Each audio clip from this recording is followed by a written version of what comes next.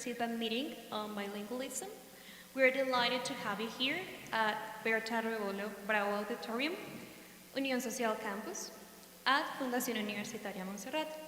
This event is a space to share ideas, projects, and experiences that promote collaborative, critical, and socially engaged research. We thank all the research CIP members, students, professors, and university representatives from different regions of the country for joining us. Let's begin our event with a few words of welcome from our Professor Lisette Mendoza, academic coordinator of this event, director of the Bachelor in Bilingual Education at Universidad, and leader of the Mobility and Internationalization Division of Red Nacional of Bilingüismo. Welcome. Good morning, everyone. It is with great joy and enthusiasm that we welcome to you to the first research seedbed encounter on bilingualism, an academic gathering co-organized by Fundación Universitaria Monserrate and Corporación Universitaria Única, members of the Red Nacional de Bilingüismo, an organization deeply committed to research, critical thinking, and social transformation through education and language. Today, we come together to listen, share, and connect with these voices of young researchers from all over the country. These students are working with passion within their research seedbeds, exploring the realities, challenges, and opportunities of bilingualism in diverse educational and social contexts. This meeting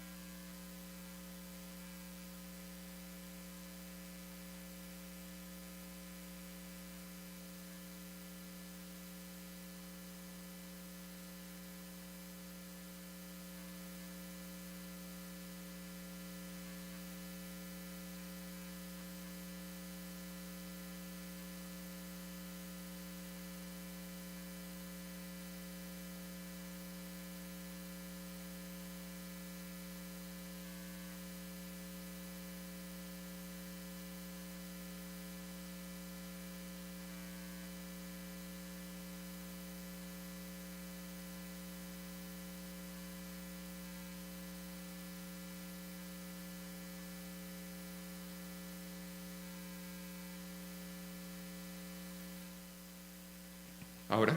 Ahora sí. Listo. Entonces, ¿por qué tendríamos que hacer una tesis en el pregrado? ¿Qué ideas se les ocurren? Dale.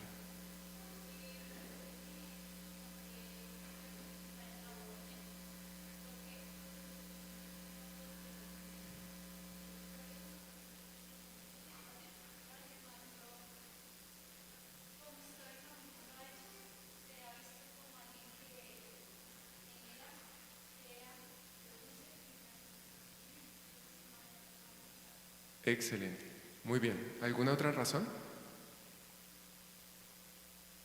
Dale.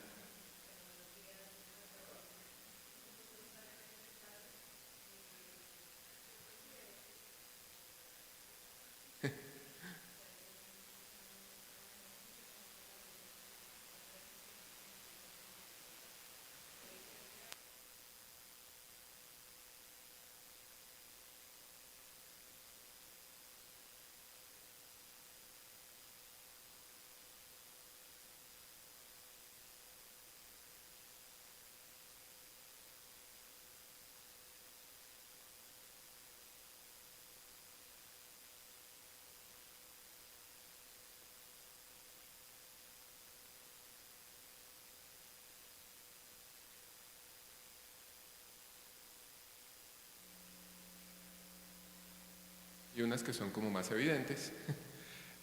Por lo general, cuando uno llega a los momentos de investigación y cuando los profes hablan de que hay que hacer una tesis, termina siendo un poco como desafiante y muchas veces los estudiantes terminan diciendo como, ¿por qué tengo que hacer una tesis?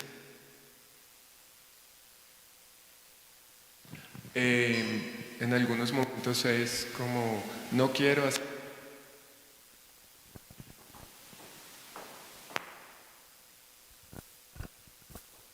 Hay otros que lo ven más como, la necesito para graduarme, y nada más eso. Pero bueno, ustedes ya están en semilleros, ya han tenido otras experiencias, entonces saben que la tesis tiene otras implicaciones. Las primeras que les voy a mencionar son más de temas como evidentes, cercanos, cognitivos. Entonces, un primer beneficio de hacer la tesis es que aprenden o mejoran su escritura académica, tanto en inglés como en español, dependiendo del idioma en que estén haciendo la tesis, ¿cierto? Y también su capacidad de argumentación, porque básicamente la tesis es eso, un argumento. Pero hay otras cosas que son importantes en la tesis. Uno de los factores que es importante es esa conexión entre teoría y práctica, que muchas veces nosotros vemos todas nuestras clases de pedagogía y todo se ve perfecto en los libros y todo funciona. Cuando llega uno al aula es que se da cuenta como, de pronto no todo me funciona. Entonces empezamos a poner en práctica cosas y a mirar si esa teoría sí se conecta con la práctica o no. Y es un ejercicio también de reflexión sobre lo que estamos haciendo. Entonces ese es otro elemento importante frente a la tesis. Y también nos ayuda a pensar de manera distinta. Entonces, a medida que vamos leyendo sobre distintos temas, que vamos haciendo investigación, que hacemos un poco de ensayo y error con las cosas que vamos haciendo en el aula, empezamos a pensar de una manera diferente y entendemos mejor nuestros contextos. Entonces, eso digamos que es lo más cercano frente a la tesis, que es lo que haríamos nosotros en investigación desde pregrado, ¿cierto?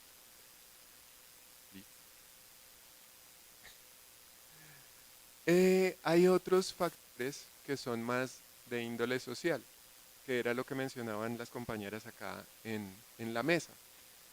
Podemos cambiar la realidad de nuestra aula con base en investigación. Y es un ejercicio que siempre hacemos, solo que no siempre lo sistematizamos. Es como, ¿por qué los estudiantes no reaccionaron bien frente a esta tarea? ¿Por qué este material no me está funcionando? ¿Qué podría hacer para mejorar tal cosa? Esas preguntas que nos hacemos hacen parte de la investigación y lo hacemos todos los días. Solo que para que sea investigación hay que sistematizarlo.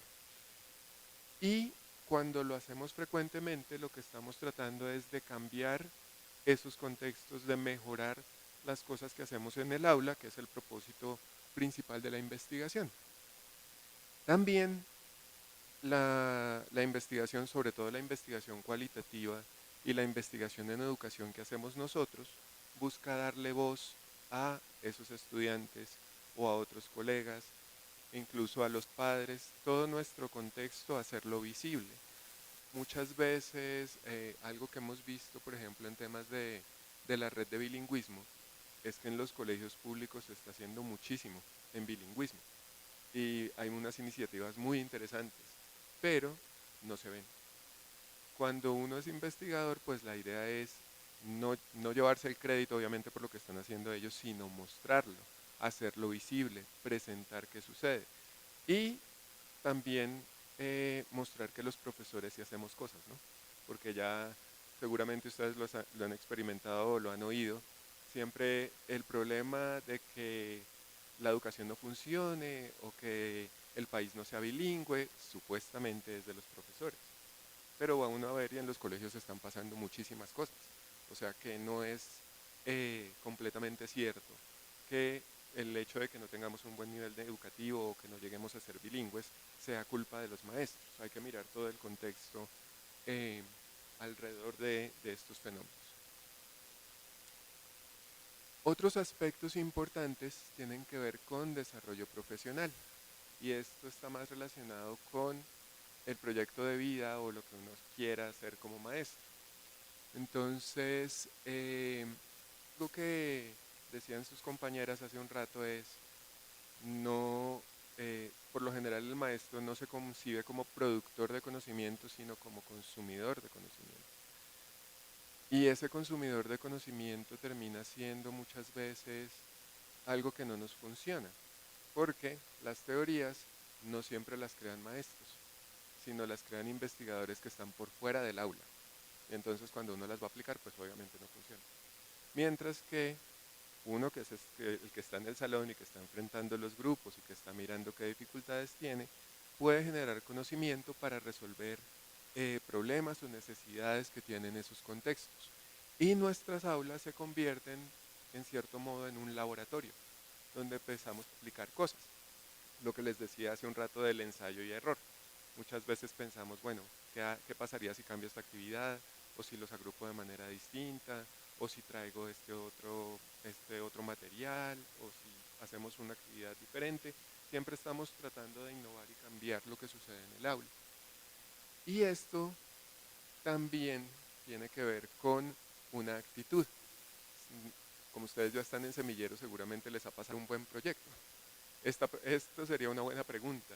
Esto sería un tema. Entonces, no es solo como una aplicación acrítica de métodos o hacer investigación porque sí, sino que ya empezamos a tener cierta perspectiva, cierta mirada frente a lo educativo y frente a qué hacer en términos de investigación en lo educativo. Y también tiene que ver con nuestra identidad como profesores. Identidad como profesores pensándolo en un sentido amplio. En el pasado, digamos que cuando nosotros, por ejemplo, cuando yo empecé a estudiar lenguas, la mayoría de lo que pensaba la gente alrededor de lo que hace un maestro de lenguas es que es instructor. Entonces, enseña siguiendo un método, cualquiera puede hacerlo. Entonces, sigue la secuencia, sigue el método directo, el audiolingüe o lo que sea, y ya, cualquiera puede ser profesor. Pero ahora que hemos avanzado más en el campo, sabemos que somos pedagogos de lenguas. O sea, no es solo la instrucción y ya, hay otras cosas que van alrededor. Y también estamos pensando en que muchas veces ni siquiera es la lengua lo que es importante. La lengua termina siendo un medio para algo más, como para, no sé, resolver problemas de convivencia, resolución de conflictos, para trabajar temas sociales, porque muchas veces, sobre todo en ciertos contextos, por ejemplo en las ruralidades, como yo para qué tengo que aprender inglés, eso para qué me sirve. Pero si tratamos de usar el inglés como un medio para aprender sobre otras cosas, ya dejamos un poco de lado la instrucción y pasamos a ser pedagogos de lengua. Y de esta manera consolidamos, fortalecemos nuestra identidad como docentes, no como instructores, sino como educadores que somos profesionales en pedagogía de lenguas. Y las otras contribuciones están acá, frente al campo, que también lo mencionaron compañeras hace un rato. La investigación contribuye a que la enseñanza se reconozca como un campo académico sólido. Es decir, que no todo el mundo lo puede hacer y que hay un objeto de conocimiento, que hay teoría, que hay desarrollos que hay investigaciones y que es algo muy serio y que no todo el mundo está en capacidad de hacer y que se requiere una formación.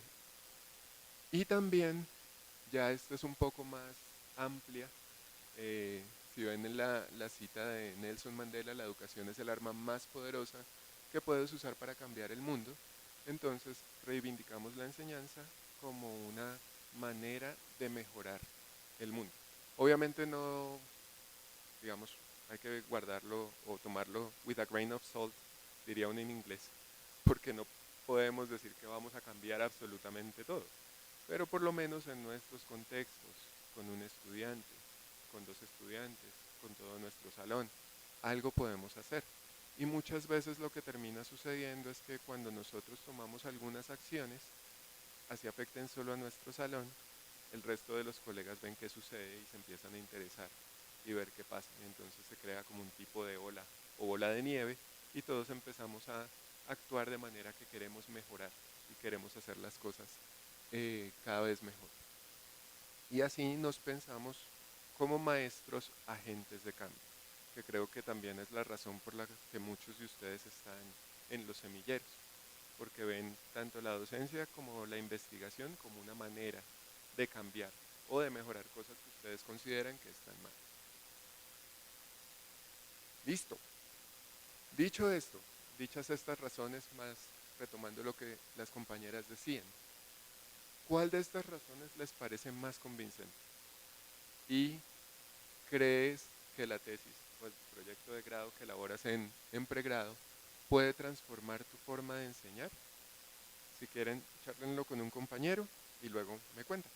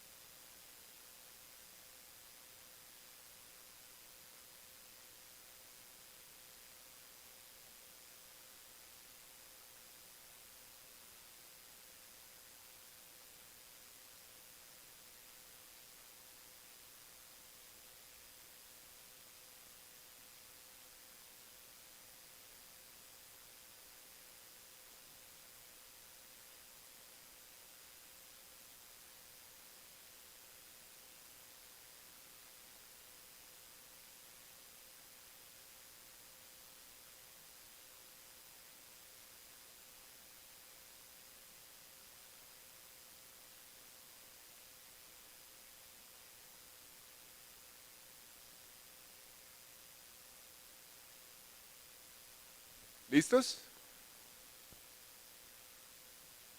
Ok, ¿quién quiere compartir ideas? Voluntariamente.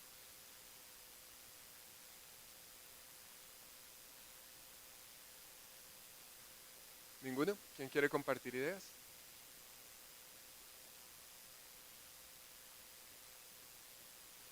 acá.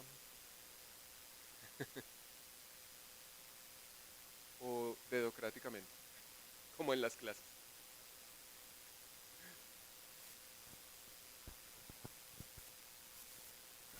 Buenos días para todos. Ay, buenos días. Mi nombre es Ángela Fernanda y bueno, gracias por el espacio, por esta invitación.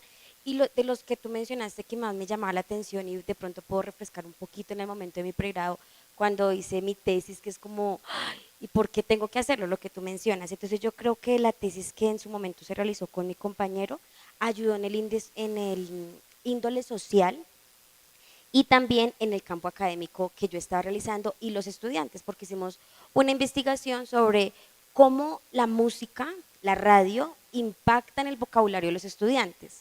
Entonces, cuando vimos eso, nos dimos cuenta que los estudiantes que más consumían estas emisoras, su vocabulario era muy similar a los de las emisoras. Entonces, digamos que aquí hubo un cambio académico. Y también creo definitivamente que sí, una tesis sí puede transformar la vida no solamente de quien la hace, sino de las personas que son impactadas. Gracias. Gracias. ¿Más? ¿Quiere compartir?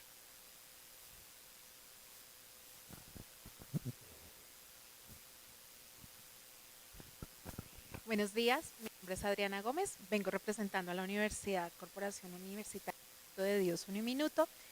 Y bueno, a través de las razones que me convence la investigación, yo digo que son demasiadas porque todos los días se genera una problemática para ver.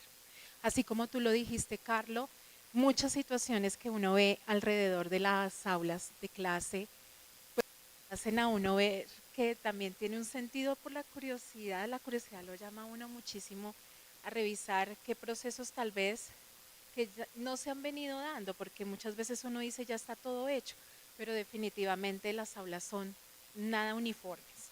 Entonces cuando uno ingresa a un aula de clase por primera vez, hace un ejercicio de observación en donde finalmente uno va dando como una ruta adicional al proceso que pues uno desarrolla dentro del currículo y demás, hace una mirada de qué actividades, qué situaciones pueden prestarse para generar este tipo de situaciones por las cuales estamos aquí, y es la investigación. Entonces, creo que la tesis puede transformar la manera de enseñar, desde luego, porque le permite dar no solamente a la persona que está haciendo la actividad investigativa una nueva visión de cómo puede de alguna manera dar cobertura a todas esas situaciones que ocurren en el aula o en la institución, sino que a su vez le permite también crecer como formador, como investigador, como profesor, en la metodología, en la didáctica, incluso en el factor social, porque definitivamente lo que tú decías hace un momento, más que ser un investigador o un profesor, somos agentes de cambio. Y esto es lo que definitivamente nos conmueve, y en el espacio de las lenguas extranjeras, por supuesto, es algo que definitivamente no podemos olvidar, porque la comunicación hace parte y es relevante en nuestro proceso. Entonces, la comunicación es parte de lo social, y justamente una tesis, una actividad investigativa hace que, si la sabemos difundir, por supuesto, que esas oportunidades están generadas para un solo espacio, sino que es la ruta para otros investigadores que le pueden dar, digamos, como una brújula, una visión de cómo puede de alguna manera revisar el mismo proceso si sucede, o uno particular que le puede dar también una guía o una actividad de manera investigativa mucho más formal sobre el proceso. Entonces, definitivamente una tesis es un proceso difícil, se puede manejar dependiendo también de los objetivos y demás, pero siento que muchos temen a ello.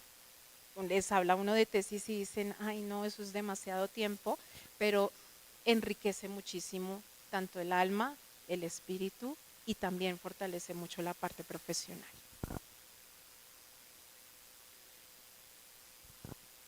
¿Alguien más?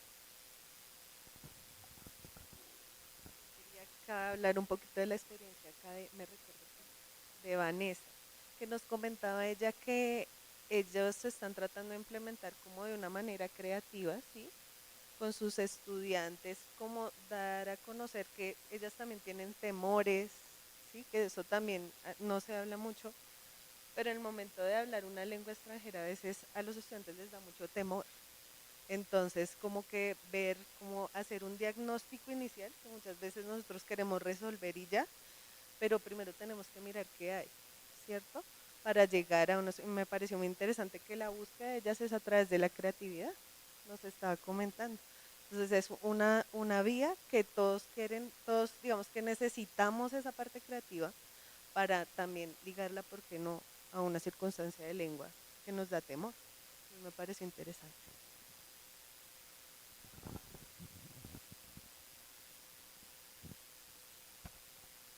Buenos días, porque ahorita no dije buenos días, qué pena. Em, una vez un estudiante me preguntó, Miss, ¿para qué aprendemos inglés? Y yo le dije, para nada. No tiene razón de ser en un país donde tú hablas español y te vas a solventar. Pero tiene una razón de ser, porque es que el uso se lo das tú. Yo no te puedo decir para qué te va a servir a ti. A mí me sirve para echar chisme, porque a mí no me gusta que me cuenten las cosas mal ni que me lo cuente otra persona. Yo quiero saber con mis propios ojos qué es lo que ahí está escrito o qué es lo que me está diciendo la otra persona que me quiere colonizar. Les da una clase como, ¿tú sabes cómo llegan los españoles a colonizarnos? Por dos razones, la religión y el lenguaje. Yo soy rebelde y yo no quiero que nadie me mande, y si me va a mandar yo quiero entender qué es lo que me está mandando. Y el estudiante se quedó haciendo el reflejo y la reflexión de eso y empezó a escuchar música, empezó a leer libros y decir, uy, Miss, tienes toda la razón. Porque a veces, por ejemplo, en la música, que es donde más están los jóvenes, trabajo más con jóvenes, están muy dentro del rock, dentro del pop en inglés y todo lo que hablan. Y ellos dedican canciones porque suena bonito, pero no entienden nada de lo que dice ahí. Inclusive el ejercicio pasa en español. Hay una canción horrible que siempre le echo y dice, es un son cubano, suena delicioso, pero dice, y me sacaría los ojos, es lo peor que ha pasado, y lo cantan a grito herido, y uno pregunta, oye, si sabes que estás escuchando y cantando, eres lo peor del mundo y tú lo estás cantando. Es tan irónico como un hombre cantar rata inmunda. Entonces, yo siento que cuando uno investiga, es muy difícil, y me hacía la pregunta cuando empecé esta profesión, es, ¿será que yo puedo cambiar el mundo? Y yo decía, no, el mundo es muy grande para mí, yo sola no puedo. Hitler y Jesús pues tampoco me alcanza, entonces no, ¿cómo hago? Después empecé a darme cuenta que el mundo, cada uno somos un mundo. Y yo no tengo el poder de cambiar a nadie. La gente cambiamos porque queremos, decidimos. Entonces mi deber no es cambiar el mundo, mi deber es convencer al otro que cambie su mundo y que lo construya para un servicio del otro. Entonces siento que la investigación lo que hace es darme herramientas actualizadas para poderle dar a ese estudiante, porque digamos, yo no podría seguir hoy en día con la letra con la sangre entra, cuando esa metodología ya cambió hace muchos años atrás. ¿Mm? Entonces siento que la investigación, primero pues soy muy curiosa y me encanta conocer y decir, ¿y cómo así? ¿Qué pasó? Y no sé qué. Bueno, y esa emoción impregnarla en mis estudiantes. En donde yo trabajo, nosotros hacemos proyecto de investigación con los estudiantes de grado noveno. Y en grado 11 ellos hacen una ponencia, hacen un simposio, todo supremamente formal. Y me parece muy bonito. Pero ¿qué pasa? Nosotros, en general, hablo no nosotros acá, sino en general, mostramos la investigación como algo, un coco. Catedrático sentado con 50.000 libros ahí, y no sabemos que la investigación puede empezar desde un chiste, un chisme. Yo les conté, hay una investigación, ustedes sí sabían que era Simón Bolívar, sí, que Libertador y no sé qué, y ustedes saben la vida mala de él, porque hay gente mala, y nosotros hacemos cosas malas. Y si nos ponemos a averiguar qué hacían, porque los libros están contados desde los vencedores, no desde los vencidos, y si nos chismoseamos a los vencidos a ver qué dicen ellos.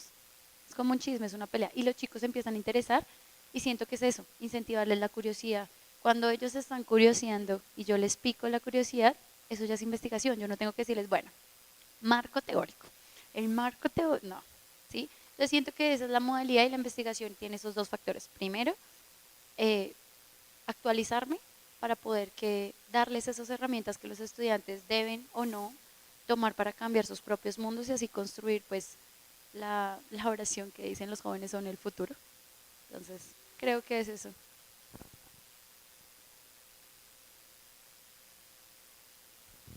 muchas gracias, de acuerdo.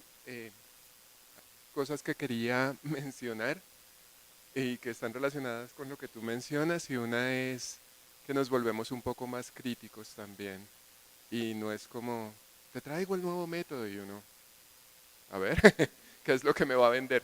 Y, y uno empieza a mirar y ve que son cosas que a veces son recicladas o renovadas y puestas con otro nombre, pero el fondo sigue siendo el mismo. Entonces uno se pone un poco más, se vuelve un poco más crítico frente a lo que le están presentando. Y también lo que tú dices, muchas veces la manera de presentar investigación es un ladrillo, pero se puede hacer divertido, agradable, y además yo creo que si uno está apasionado por eso, esa pasión la transmite a los estudiantes. De pronto, desde los temas que uno trabaja o cómo presenta las investigaciones, lo que hace, creo que eso ayuda a que los estudiantes sientan que la investigación no es el coco que todos piensan. ¿De acuerdo?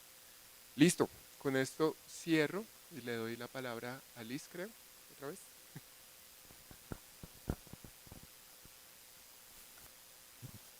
Thank you, teacher. Now, welcome Ms. Lopez, Academic Manager for Cambridge, which is one of our academic partners, providing elements support for English learning and academic development. Welcome.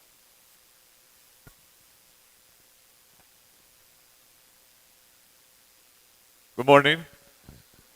I'm so glad to listen to your answers. Thank you, Professor, because this was like a bit introduction to what I'm going to present to you right now. And I loved the way you're motivated about research, you know? My name is Andres. I'm the Professional Learning and Development Manager for Cambridge University Press and Assessment in Colombia. And as it was said before, we are a stakeholder of the university, so thank you for the invitation, Ms. Lisette. This is really nice to be here with you and to listen to your valuable contributions. So, what we're going to do today, uh, we're going to see why research matters, okay? How to start, where to find research, putting research into practice, and finally, I'm going to give you like some tips that you might have used before, right? But it's always good to remember, right? Because somebody else said it's always good to update ourselves in these kind of matters, right? So when I was asked to come to have this talk, it was like, okay, how do you do research from the University of Cambridge, right? Because we do research as well. So I'm going to show to you a bit of that because we are part of the university, so we are one of the most in the university who make more research. Let's take a look at this short video.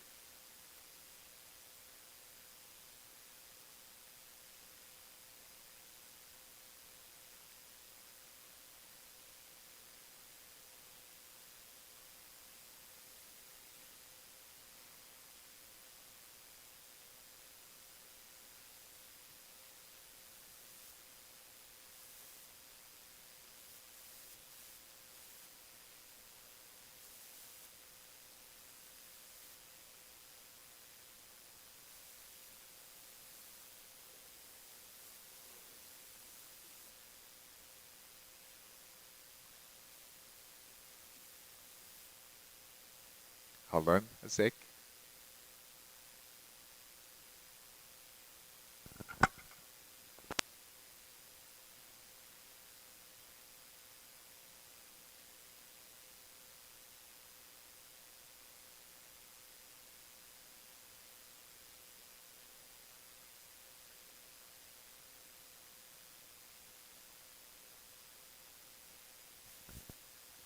Okay, so let's pay attention to this way of doing research. Not the ad, not the ad.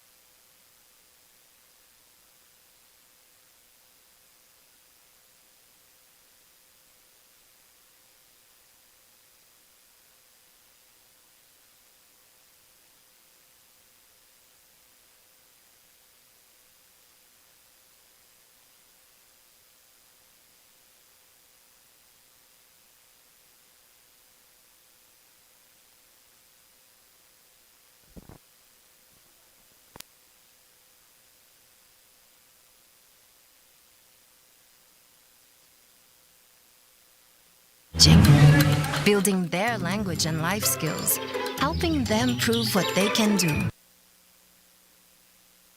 improving lives around the world.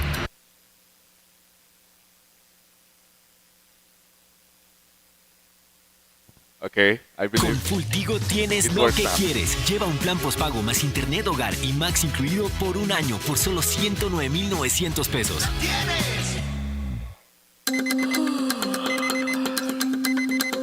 English, every day. As Cambridge researchers, we ask ourselves, how can we make teaching and learning more effective and engaging? Building their language and life skills, helping them prove what they can do, improving lives around the world.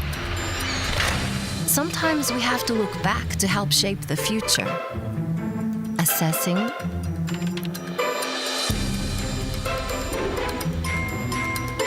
analyzing, observing, listening and learning, testing, testing again, sharing, putting what we do into practice, helping them to grow, helping their worlds grow.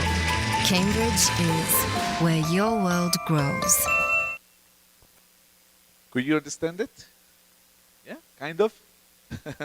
Okay, this is something really interesting because she's a teacher and she said Cambridge English researcher, you know? So when we talk about research, and the professor was telling it before, we can do research everywhere, at any time, right? So here at Cambridge, we research on ELT as well, right? So there is something that you need to keep in mind, and it is that these researchers do not know much about each one of your classrooms. The owners of the classrooms are you, right? So for that reason, we're going to see. Cuando duermes no controlas ni tus movimientos ni tu menstruación. Dale el control de. Okay, why research matters? Oh, the first thing we need to know is that we are all researchers, right? So we try, we tweak, and we reflect. There is something that the researcher was saying, right? So we write, we just try it, and try it again, and at the end we have another reflection, right? We cannot test everything or read every study ourselves. Why? Because it is time consuming, you know? But we do need to do something about that, right? ELT research saves time and magnifies impact, absolutely. Somebody mentioned, okay, there is already something that has been done before, right? So if I have an idea, somebody thought about that too before, right? So it's going to save me some time. And Cambridge's language research team connects research and practice, and we're going to figure it out how, okay? So the first thing is start with your interests and needs, okay? Something that I need to take into account when I'm going to do research is to do something I like, right? So follow what excites you and what challenges you, right? So if I like speaking tasks, if I like how to give feedback, I mean, there are some things that I might be interested in that I can do research about that, right? But not only what interests me, but also what is that that is challenging to me, right? So what do I need to become a better teacher now, right? What do I struggle with? So I need to also know my needs, right? Not just the things that I like, but also the things that I need. What do I need in my classroom? What do I need to do in my professional as a teacher, right? And this is how you start shaping your research journey. Just on your interests, on your own likes, right? And making it be a need for you. So once you shape these interests and needs, this is a good start for you because you are going to do something you like. and it is not going to do something that maybe you're going to say, I need to read again, right? Because you're doing something that you are excited to do, right? Then, where do I find research? So this is some of the tips that I bring to you right now. Because, as you know, Cambridge University is one of the top 5 universities in the world. And this is because research as well, right? So the first tip that I bring to you is the Cambridge papers in ELT. We do a lot of ELT papers. It is not just scientific method papers, but also ELT papers. And there are lots of papers on ELT.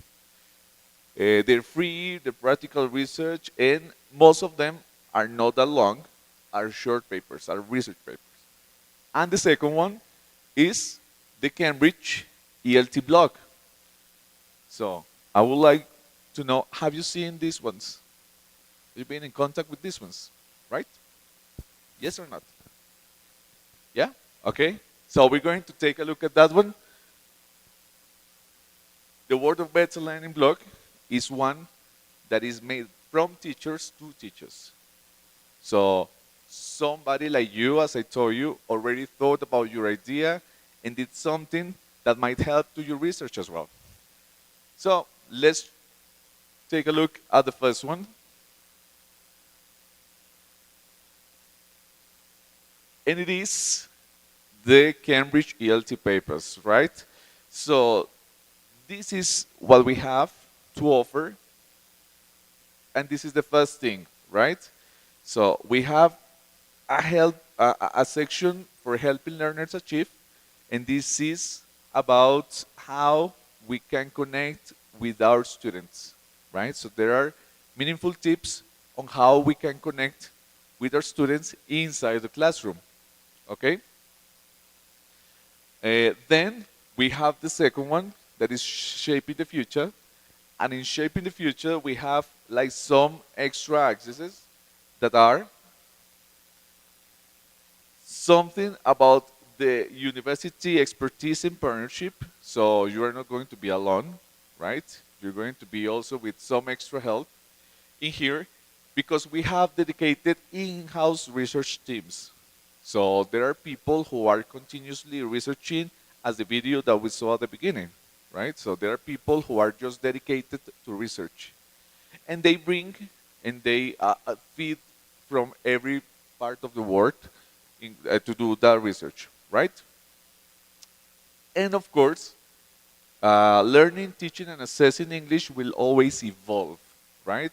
So this is something that we were discussing also before in the previous presentation. So everything is evolving. So we need to update ourselves, right? So the teacher was saying, okay, I don't want to teach in the same way that I was taught, right? It's because we know that teaching is evolving as well, right? So in the previous one, you're going to find lots of new aspects of AI, for example. So if you are interested in researching and including AI articles and papers to your research, you can find some good information in here as well, okay? The next one is latest in assessment. So remember that Cambridge University Present Assessment is one of the oldest organizations in creating assessment papers, right? So IELTS is one of the oldest exams in the world, right? But Cambridge has also developed some other tests to assess our students.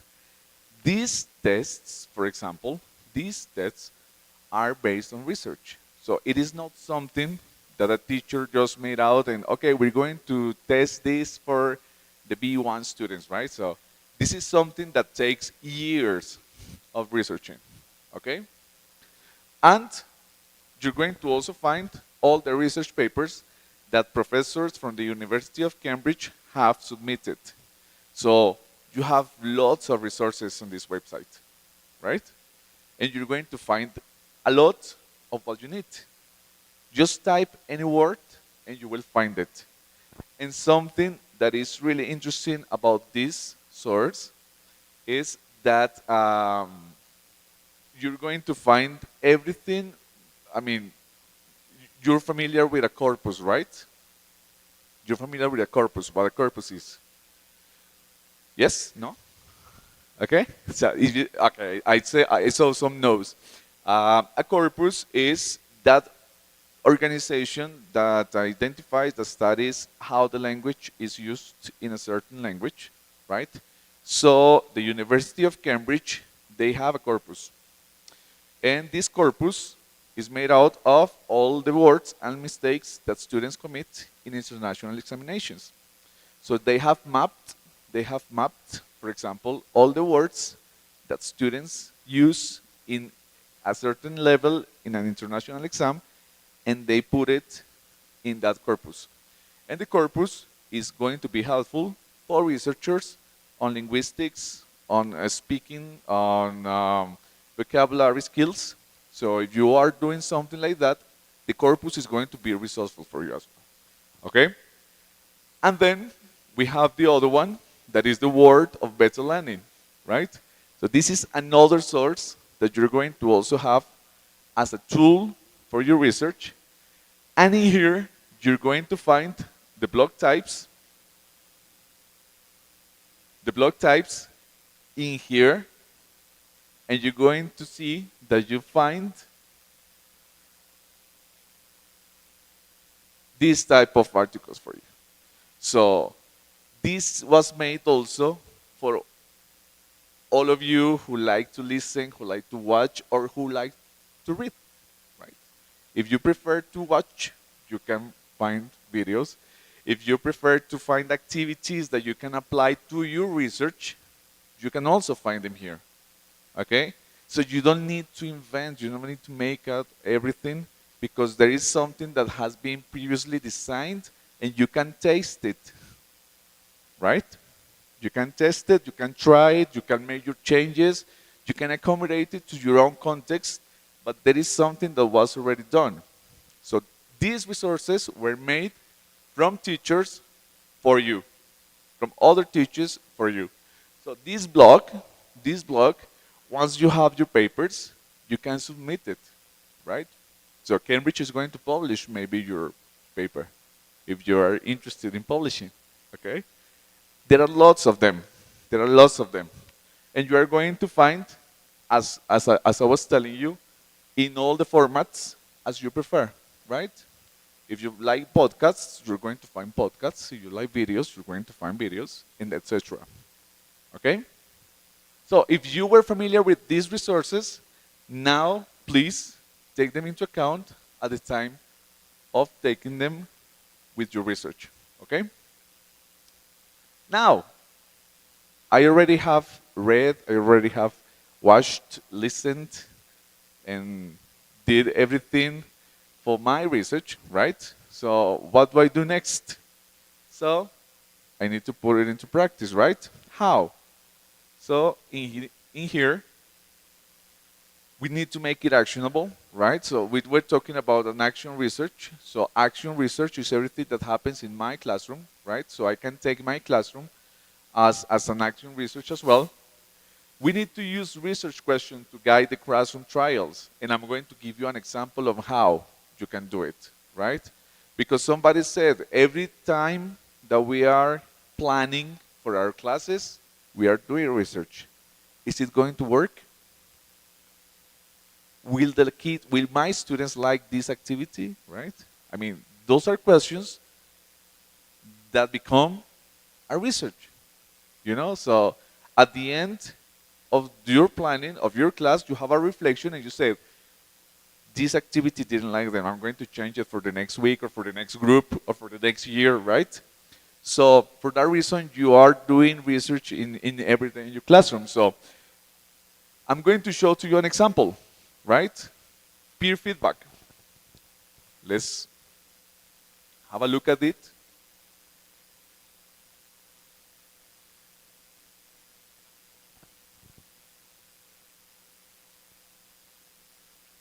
This is a sample of a paper that you're going to find on the Cambridge papers, right? So most of them are strategies for you to do in the classroom, right? So if you have this, how can I put that into practice? Because I already knew about that. So you can have something like the next slide, and it's a grid. Okay, we don't see it, right? It's a grid where you're going to find the why, what, how, and impact that that had in your classroom. So you can have this also to have a bigger paper, right? At the end of the year, and it's going to be a good resource for you because it's something authentic from your classroom, okay? So, how you become a research informed teacher? Being research informed is about curiosity and connection. You were mentioning, right? We need to be curious.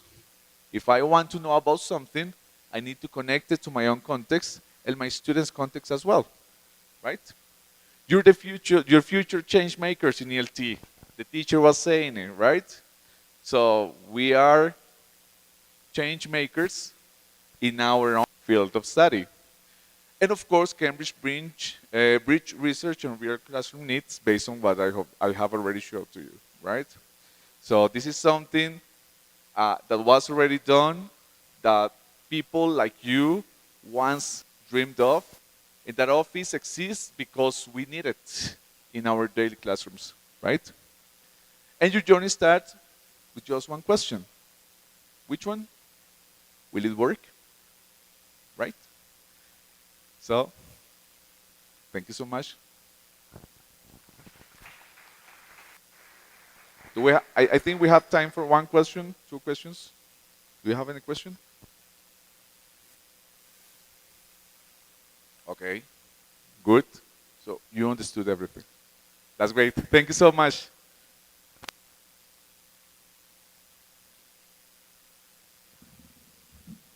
Thank you. We now move on the pitch presentation section. We welcome Karina Parra, Professor of the Bachelor in Bilingual Education at Uni Monserrate and organizers of this event, who will explain the methodology of this event to you.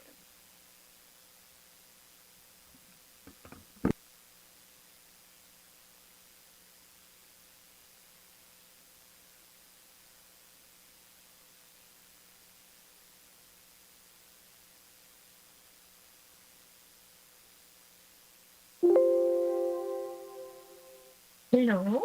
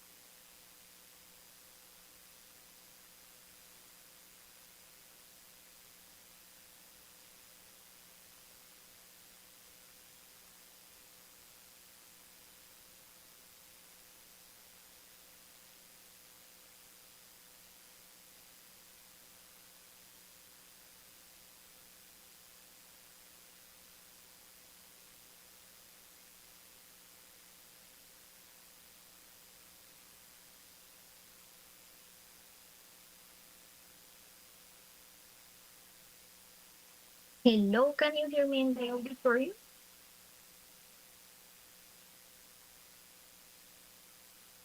I haven't started. I was waiting.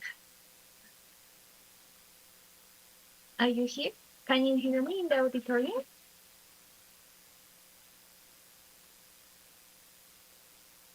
Oh, Lord.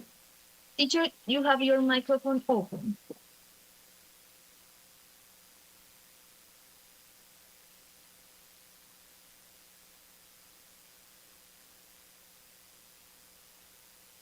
Hello, are you hearing me? Ya, Karen, ya puedes iniciar. Ok, nice. Buenos días, bienvenidos a todos. Nuevamente a quienes están desde Teams, bienvenidos, muy bienvenidos a este espacio. Y quienes están en el auditorio igualmente, espero se encuentren muy bien. Bueno, para dar inicio a esta ronda de presentaciones voy a explicar un poco cómo es la dinámica de la actividad. ¿Listo? Entonces, estamos organizados en dos momentos, dos rondas.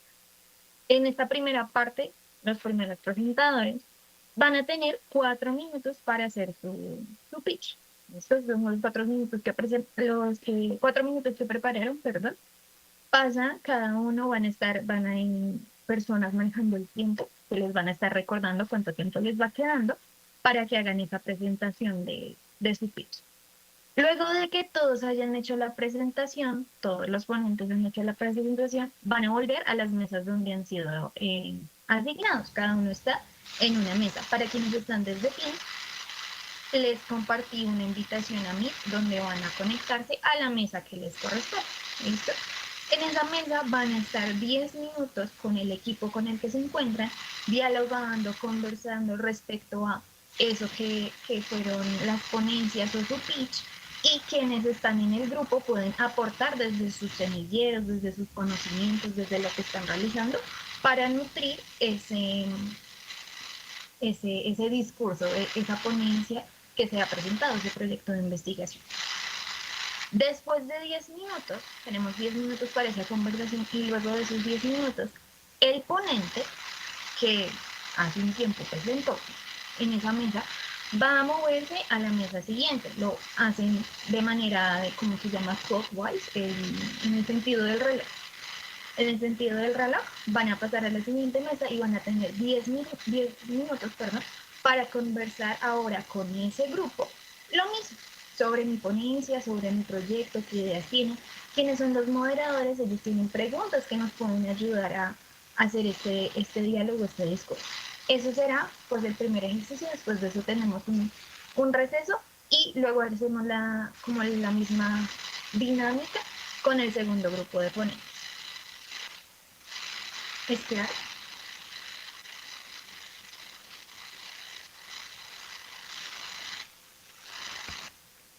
Everything clear? So thank you, Gracias, teacher María. Karina.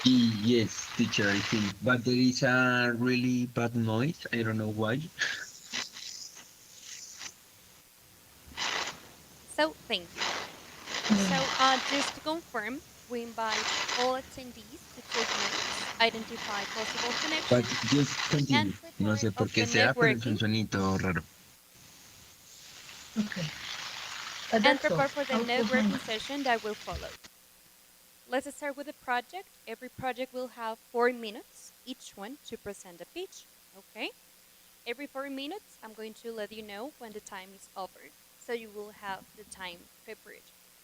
Before we start, we want to name the first project, which is Angie Lorena Vuelvas, with the research named The Impact of the Saber 11 Standardized Test on the English Teacher's Practice in a Rural School in Vista Hermosa Meta.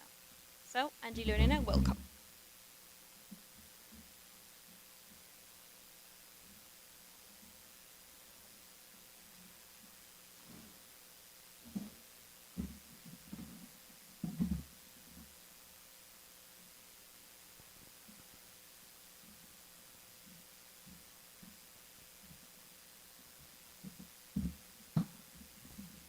Hola.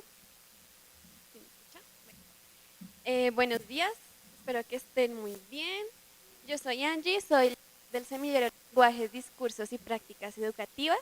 También me encuentro con Nancy y con dos chiquitas del semillero. Me gustaría que pensaran si en alguna vez han considerado o han sentido que están estudiando únicamente para pasar un examen. O si de pronto en algún punto han sentido que si no pasan un examen, de eso va a depender su futuro o no, por ejemplo, el TOEFL, el IELTS. Justamente, justamente a este tipo de exámenes se les conoce como High Stake Exams. Son exámenes que son determinantes para la vida de una persona, de una institución o de los profesores. Generalmente estos exámenes generan que las clases empiecen a ser más orientadas hacia la preparación para estos exámenes y se empieza a dejar de lado un poco más el aprendizaje significativo.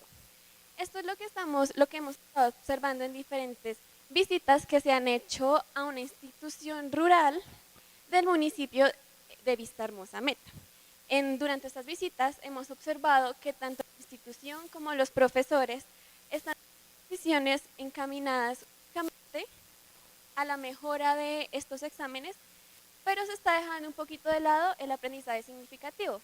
Uno va a ver a los estudiantes en la clase, su desempeño, y realmente no vemos que están llegando a ese bebé esperado por el ministerio, grado 11.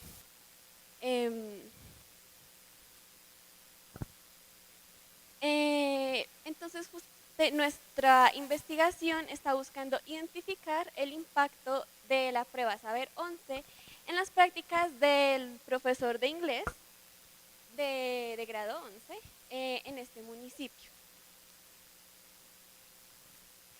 Bueno, respecto a la metodología de nuestra investigación, pues nuestra investigación tiene un enfoque cualitativo con un diseño de estudio de caso.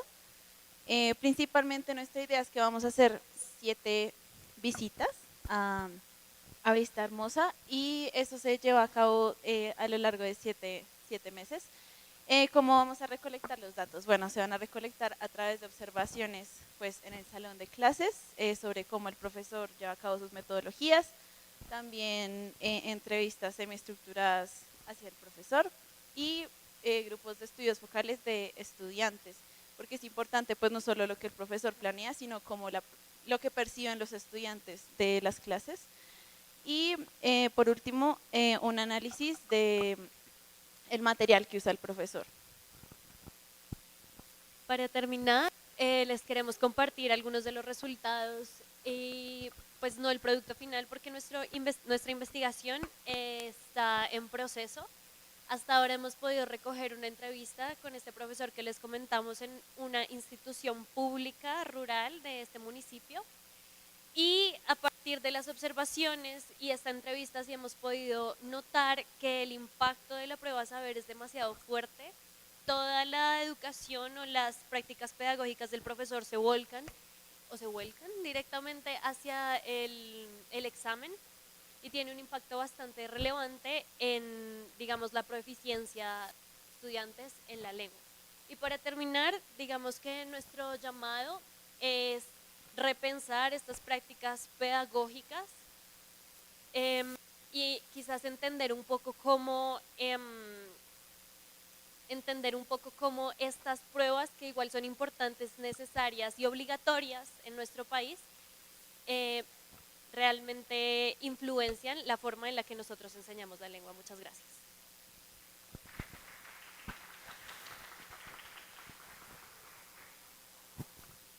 Thank you so much. So now we are going to continue with the next one. And the presenters are William David Serrano and Karen Ginette Hernandez with the Project-Based Learning to Strengthen Programmatic Competence in English as a Foreign Language. So, welcome.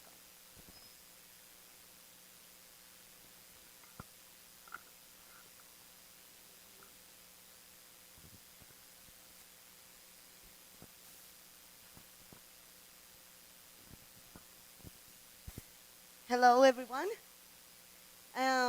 My name is Karen Hernandez. My partner he had a little trouble in his.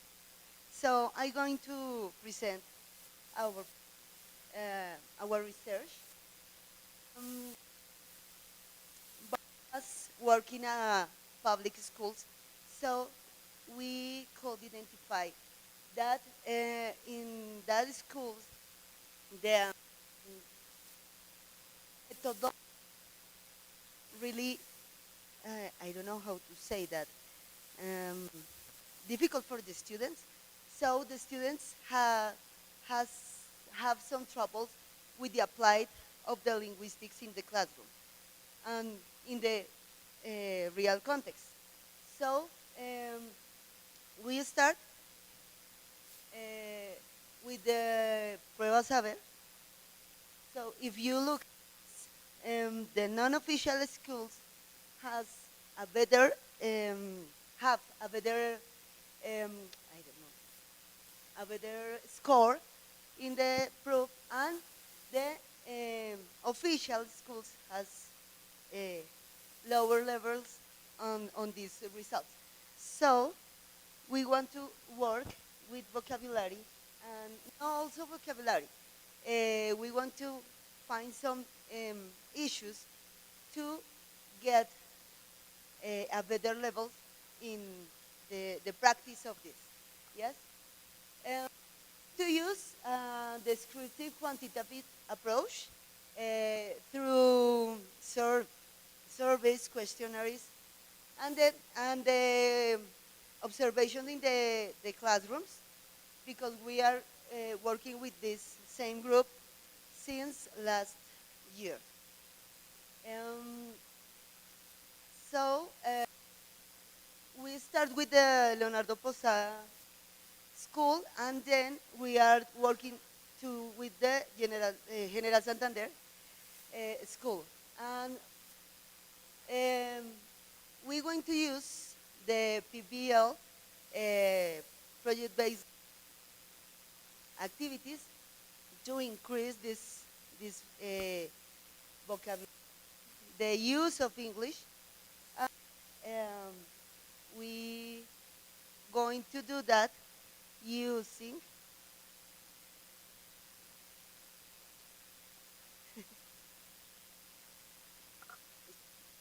we're going to use the first thing in our research is apply the standardized test for young learners, because our students are not so good in English. Then we're going to practice with cultural exchange fair, English for real life, and podcast with them. And the final issue that we're going to apply is a Cambridge test, the test. So we want to our students their oral skills. We want to work with different teachers applying this project, not also English, but in different needs to use the English in context. And we use Habermas with the acción comunicativa.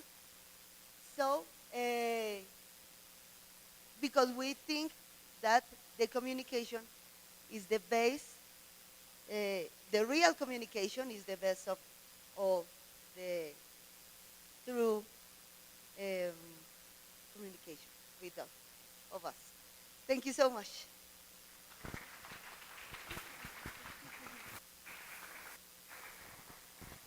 Thank you. We will continue with the next one, which the presenters are Daniel Felipe Aristizabal y María Fernanda Chavez, with the title of Southern Global Teacher Experiences with EYA, Skepticism, Ethics, and Didactic Potential in Language Teaching. So welcome.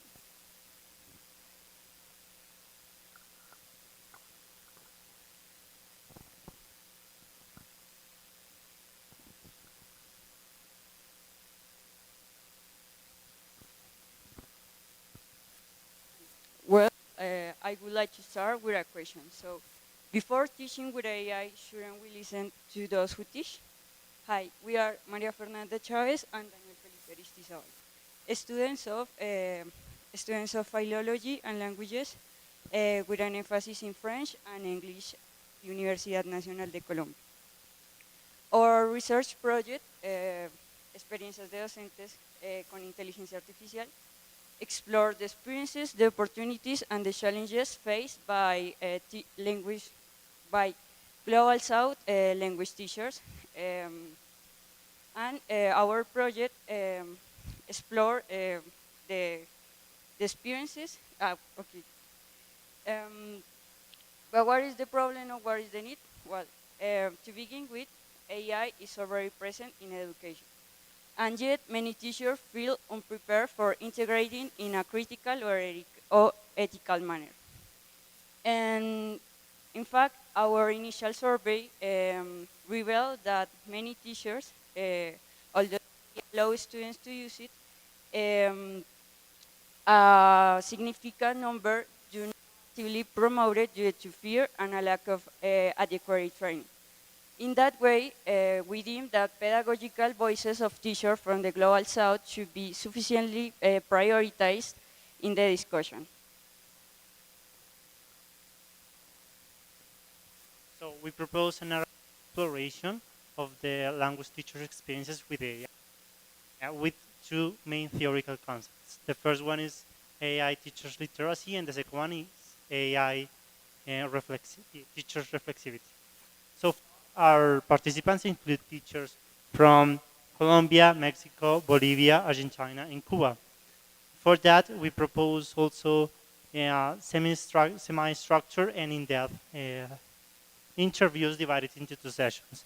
In the first one, we present two specific AI tools to gather their perceptions and expectations regarding the future of it. And in the second one, we go deeper into their experiences. Our project makes three key contributions. So it brings visibility to how language teachers are experiencing the emergence of AI from within their real context. Also, it offers reflection for a teacher training approach to AI that is critical, situated, and feasible. And it shows different application of AI in the context of language teaching. Through these sessions, we have identified three main roles or three main profiles. The first one are those who reflect and integrate it pedagogically. The second one are those who are beginning to explore its critical use beyond just practical utility. And the third one are those who engage with AI only instrumentally, showing limited interest in critical reflection. These profiles, we have found that they are to some extent related to the ones proposed by Kumaravadivelu, that are transformative intellectuals, reflective practitioners, and plastic technicians.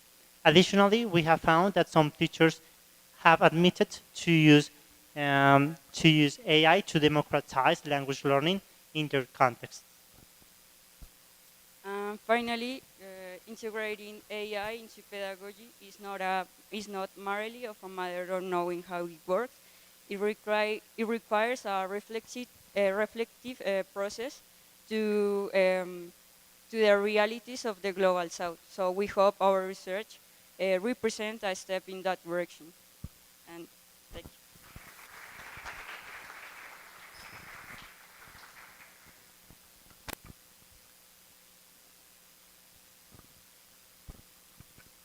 Thank you. We will continue with the next one. Presenters Juliana Angie Lorena Bocanegra y Daniela Stephanie Molina with the research project Children's Literature as a Tool to Promote Inclusion, a case study in the training process of future English teachers. Welcome.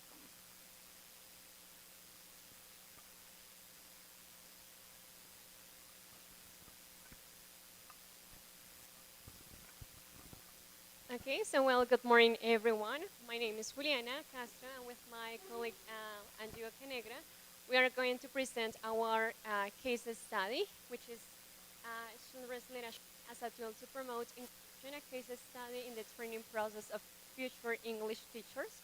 We are part of the Seedbed Inspired, and we are students from Corporación Universitaria Minuto de Dios. Okay, so well, to begin with, I would like you to think about a simple question, and is, what does inclusion mean to you as a future teacher? And well, in our study, we are going to talk about a special or a key concept in education, and is inclusion, a challenging topic for future educators. And well, the thing is that even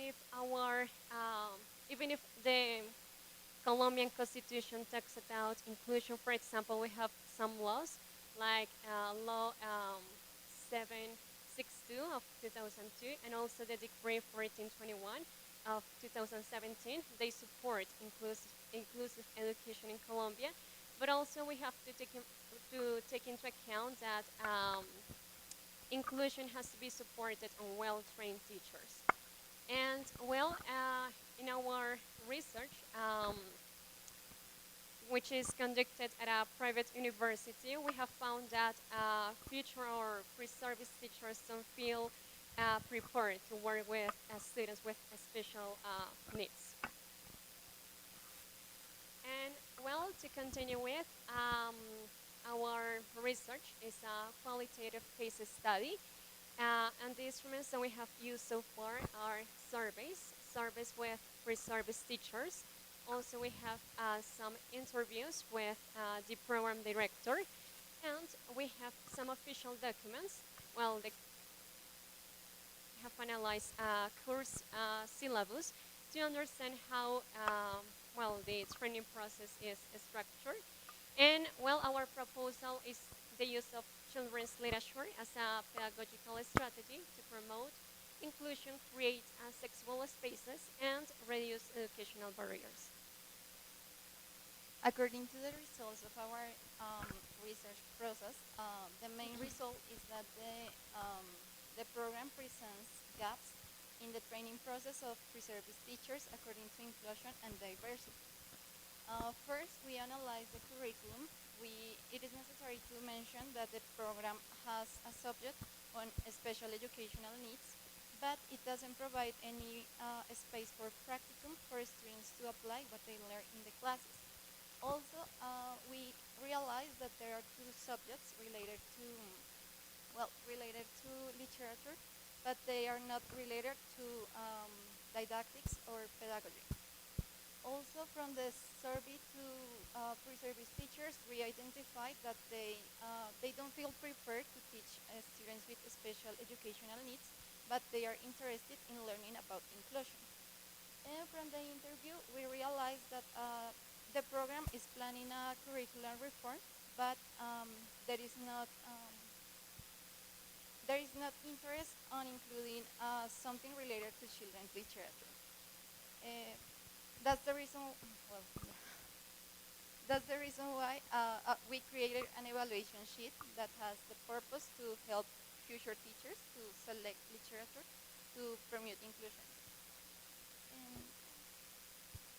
And as a conclusion, it is necessary to integrate a subject related to children's literature, include more spaces for practice regarding special needs, and finally,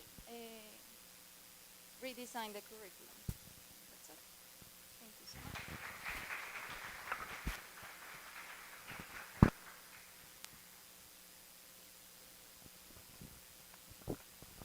Thank you. Now we will continue with Diego Pinzón, Catalina Gómez, y Vanessa Pérez with a research project Weaving Words with Ansai Living Wall. So welcome.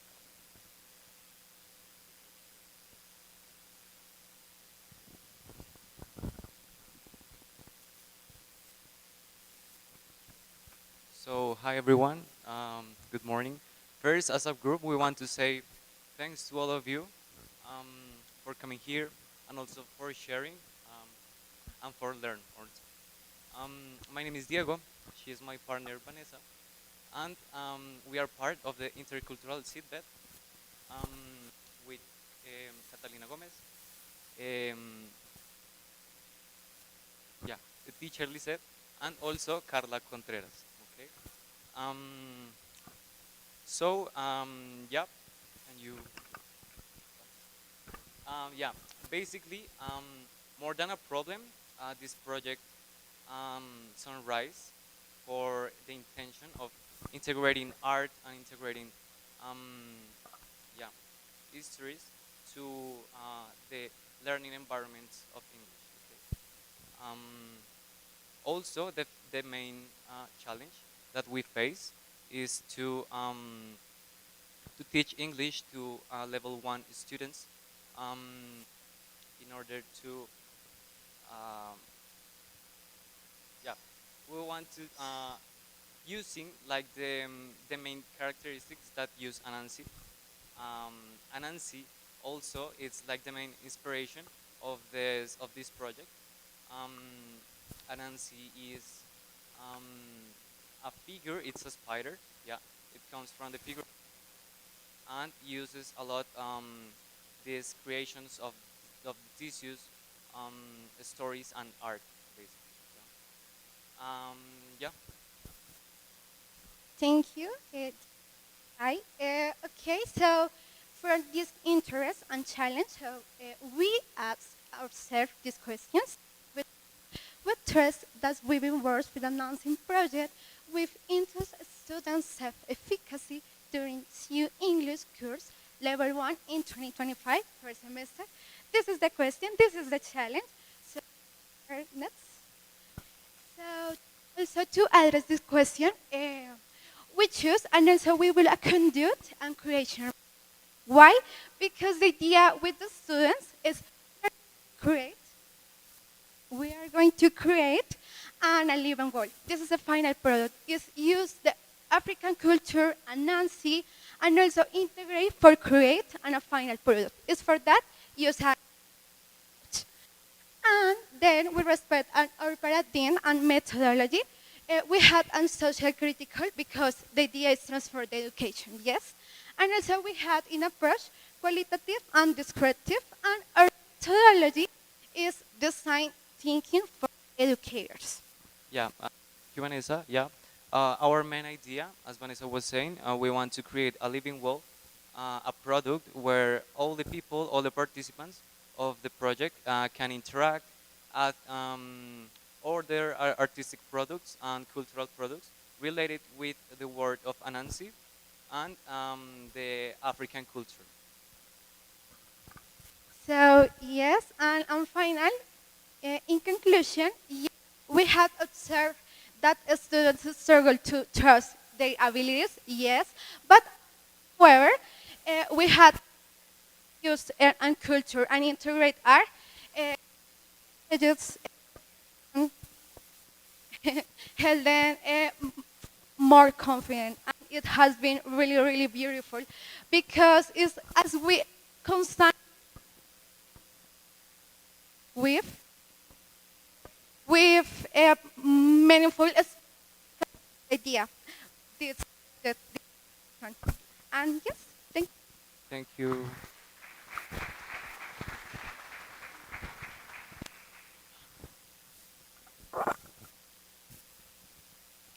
Thank you.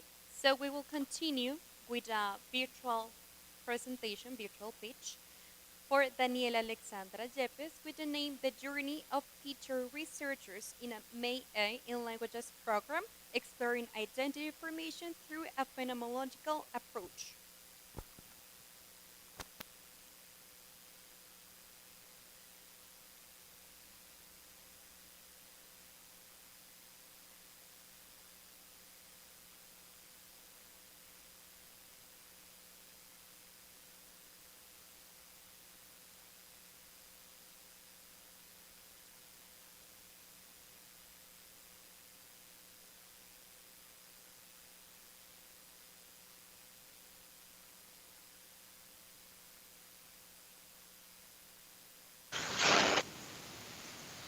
No, she's not here, so I think she's not going to present.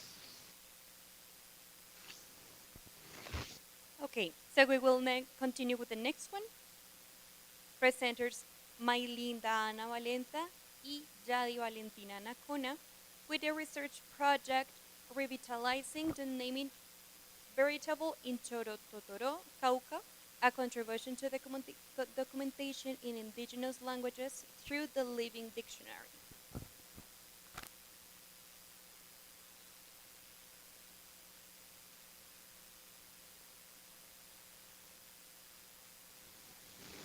Yes, teacher, they are here. The thing is that like the audio from the YouTube is really slow here. Entonces estamos escuchando todo muy tarde, por eso es. Pero sí, seguiría entonces Maylin y Valentina, que puedan presentar.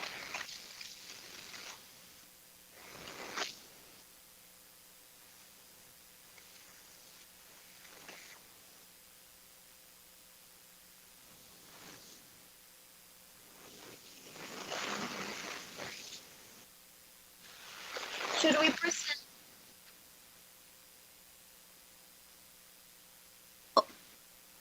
Hola, sí, sí me escuchan. Sí, vale. Entonces, si la puedes compartir, te lo agradecería.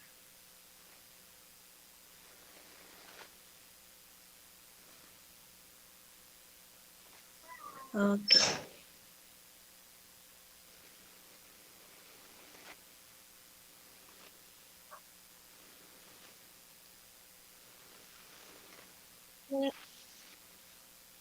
¿Estás compartiendo la presentación? Disculpas que no veo. ¿Podrían compartir la presentación, o sea, la pantalla aquí en negro, por favor?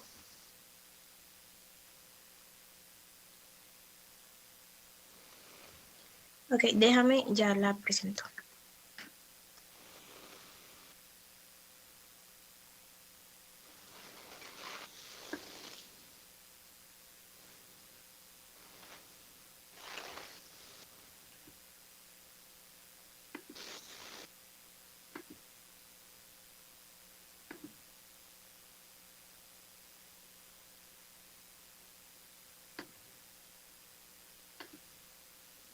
¿Están viendo mi pantalla?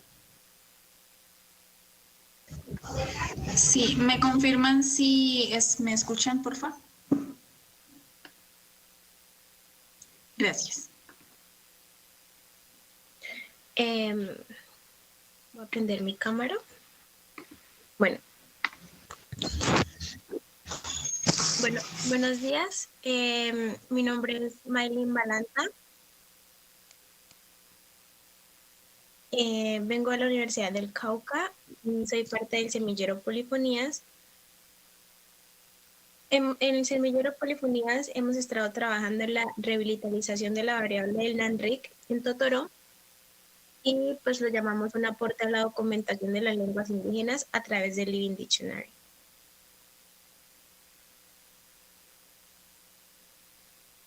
Buenos días, mi nombre es Valentina Anacona, semilla activa del semillero Polifonías de la Universidad del Cauca, sede norte. Y a continuación voy a presentar los autores y los asistentes que hicieron parte de nuestro proyecto. Como autores principales está el pueblo indígena Totoroes, nuestra mentora Jenny González Castaño, la profesora Lucy Elena Tunubalá, la profesora Ana Marlene Angucho y la profesora Judith Alejandro Urcue. Y como asistentes las semillas activas del semillero Polifonías.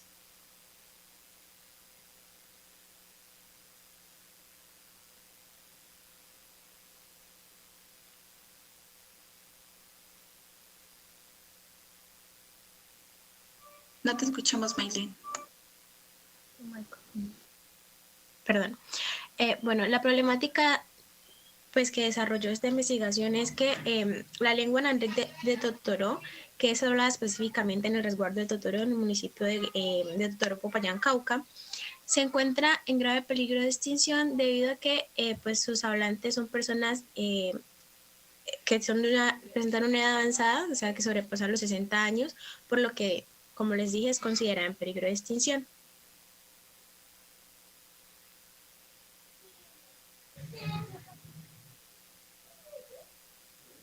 Ok. Our research approach and proposal. Básicamente, este proyecto busca contribuir a la recuperación de la herencia lingüística y cultural del pueblo totoroes, a lo que aportamos como semillero con la ayuda en la construcción del diccionario. También esto Este proyecto llevó a cabo como 3 fases. La primera fue donde nuestros mentores y autores mencionados anteriormente hicieron la búsqueda exhaustiva desde hace varios años de todas las variables, de todas las palabras que pertenecían al NAMTRIC. Después de esto se hizo una documentación donde nosotros estuvimos casi que al final haciendo nuestro aporte en las grabaciones y acompañamiento en los talleres que se hacían allá pues en la comunidad. Y después, por último, esto se materializó en un diccionario donde nosotros como estudiantes y como semillas activas ayudamos en la edición y en el mejoramiento de algunas palabras o de algunos audios de los que pues tenían falencias.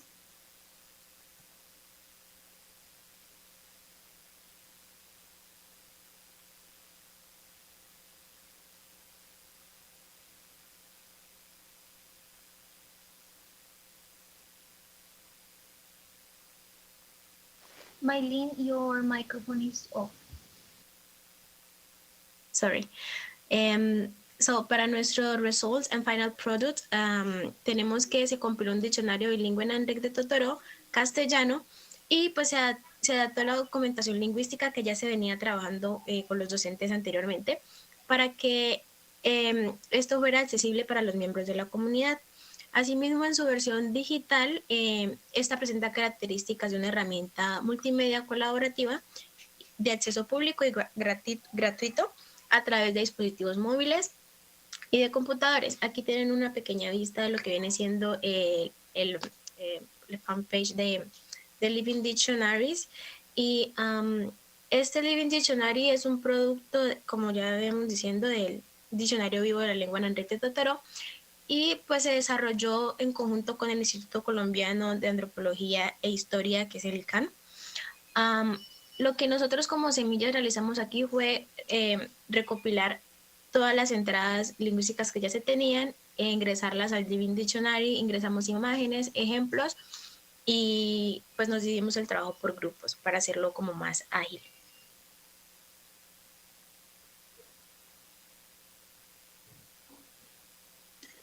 Our conclusion and call to action. Como conclusiones, nosotros tenemos que la creación de un diccionario digital es fundamental, y más que fundamental, es necesario para pues la pervivencia, garantizar la pervivencia de una lengua. ¿Por qué? Porque esto ya será usado con el motivo o con el principal objetivo de enseñar y de transmitir la lengua a las siguientes generaciones. Aquí podemos ver una foto donde estamos en un taller de recopilación de lengua, de recuperación de sonidos, de algunos fonemas que necesitábamos para complementar el diccionario. También la participación activa del pueblo totoroes garantizó que nuestro proyecto, o sea, que este proyecto que ya se venía trabajando y al cual asistimos, fuera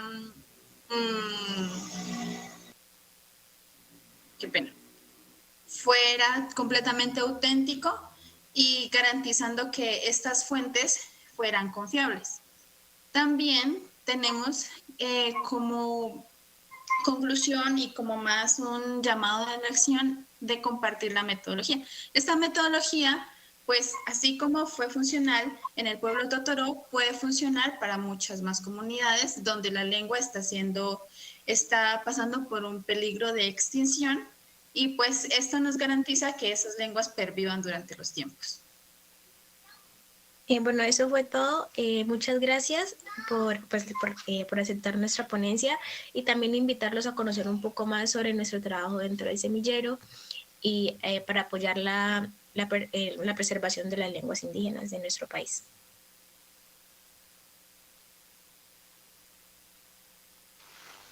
Muchas gracias.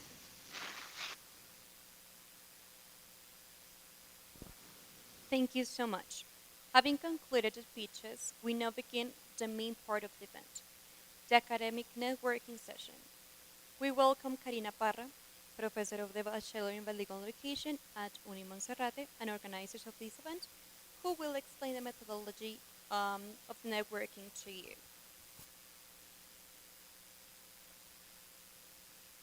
All right, so it's the same methodology that she explained before. So let's connect, discuss, and build together.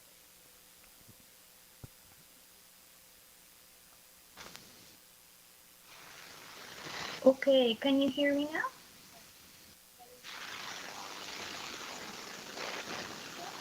Okay.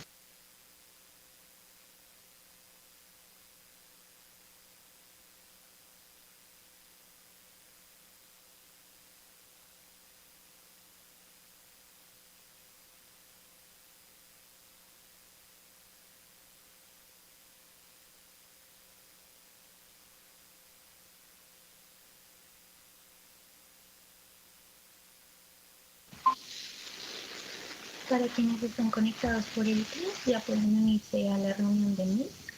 Ahí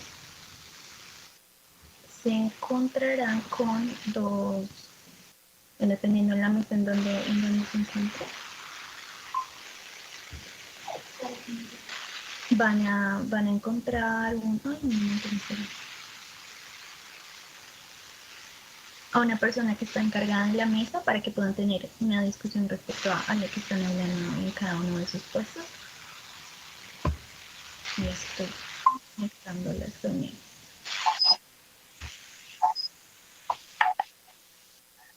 Con Full Tigo lleva un plan postpago más internet hogar y Max incluido por un año por solo...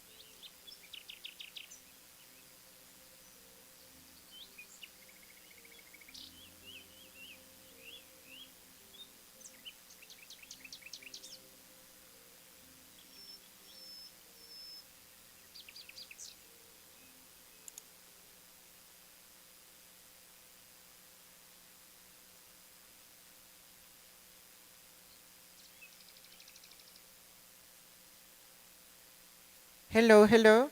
Okay, dear networkers, time's up. So please, our participants, especially our ponentes, can please go to the next table, okay? For them to share their insights with the next table. As you prefer. For example, those ones can go to this one. Yep. You can do an exchange. you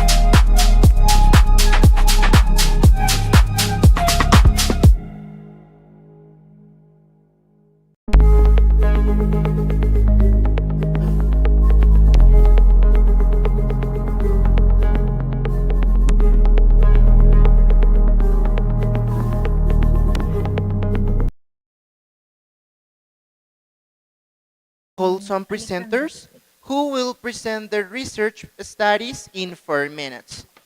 Afterwards, we are going to continue with 2 more rounds of the networking session before having the closing words by Professor Miguel. Okay, so are you ready? I hope so. Let's begin.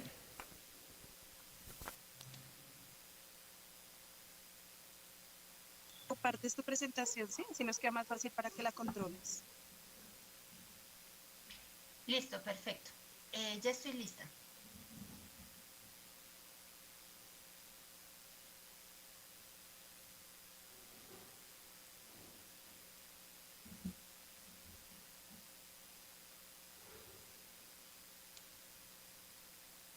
Listo, Alexa, creo que ya puedes iniciar. Okay, so can you hear me?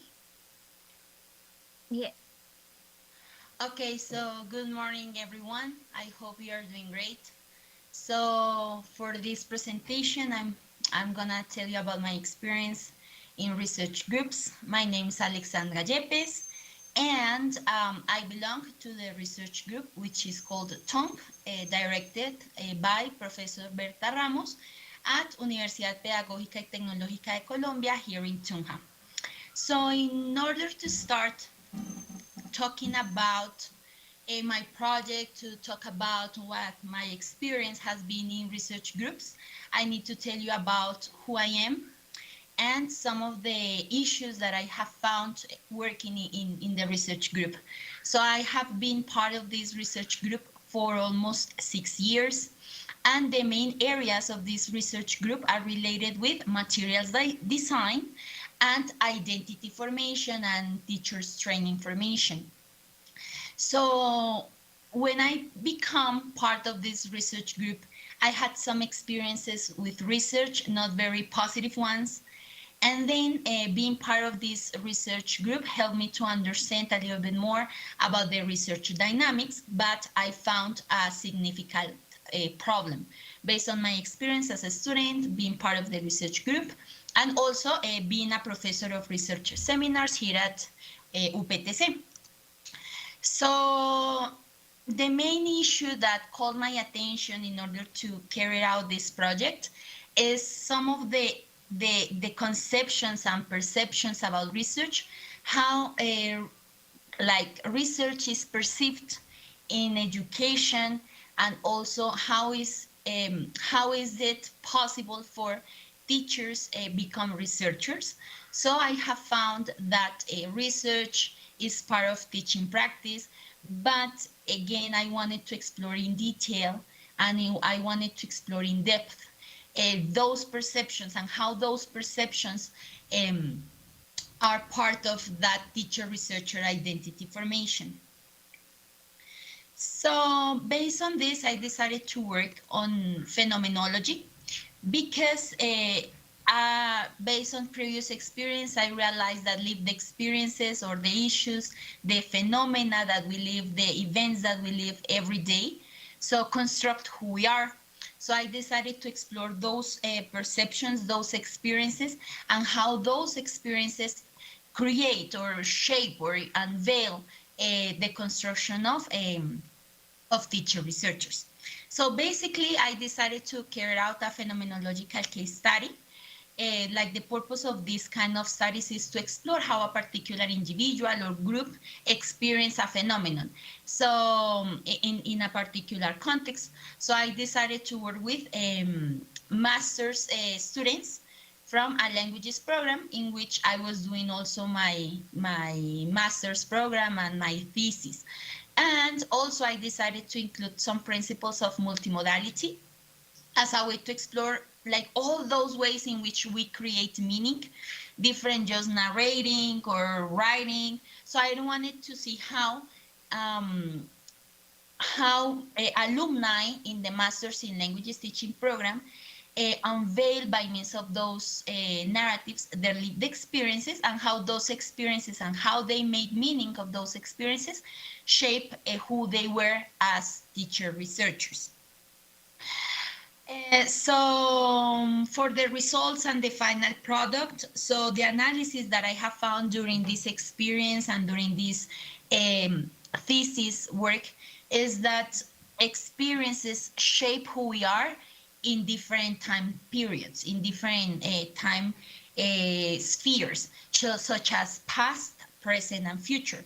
So basically working hand in hand with Heidegger, and his work related to being in time, I noticed that the way we construct who we are in relation to become teacher researchers is based on the interlapping of those experiences.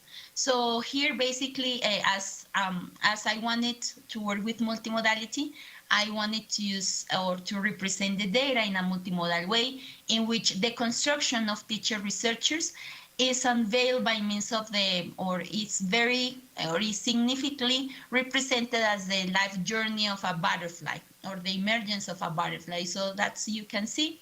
So how, for example, when students in the master's program, when starting research, they were lost, they feel very weak, they felt very afraid of research, but by means of their professors, by means of those experiences in the Masters in Language Teaching program, so they were able to find the nature and to understand a little bit more how research is, especially qualitative research, is displayed in educational context and also in their thesis work. Then in the present, now they, as graduates of the Masters in Languages Teaching, they now reflect upon those past experiences as an opportunity, as a very interesting, sad moment in that time in the past, but now they reflect it as an opportunity to find who they are and also to be able to understand research as an opportunity to transform the classrooms. And then those past and previous experiences shape their future. So they envision themselves as pioneers and agents of change by means of research. So it means here that though in the problem, I showed that and in your case, many students of languages, many masters program alumni feel afraid about research based on thesis, based on issues about publication.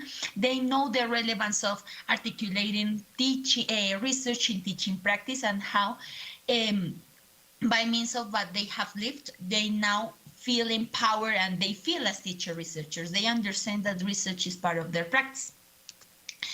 And to conclude, in relation to research, I have found that what Professor Carlos Granados mentioned, by many of you have mentioned along the discussions, research is part of teaching practice when we are aware of our students' needs, when we are aware of our context needs, and we try to approach those problematic situations by means of research. On the second hand, like as I told you in the past, when we start approaching research, we feel very like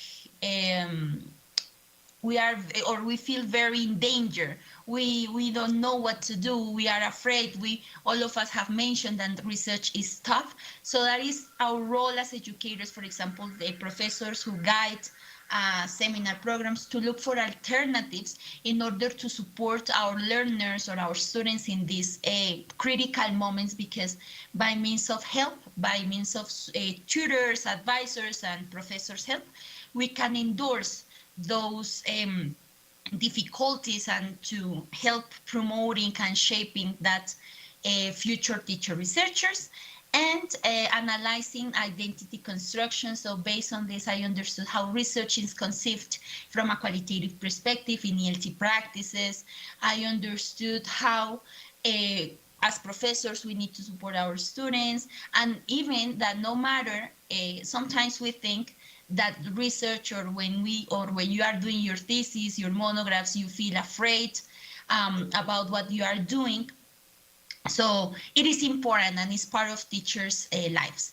And also something that I have found is about the issues that we have with academic research, perhaps, that it is not that teacher researchers or the language educators do not do research. The issue is that it is very difficult for us to join those publishing houses, those events in order to share our work. So, but the main issue here is that research is something linked to passion, and it is something of who we are. And that is basically like the conclusion that I have found, and the opportunity to see how research is part of educators, and based on what we lived, we are constructing all the time our identity as researchers. And that is it. That's it so far about my project and my experience with my research group. And thank you very much. Thank you, Alexa. Thank you so much. We will continue with the next one. The presenters are Carol Arias y Caterina Ortiz are present. Yes. And the presentation research is Voices in the Classroom, Perceptions of Professors in the Biology and Languages program regarding gender discourses in a public university. Just to remind the presenters that you have 4 minutes.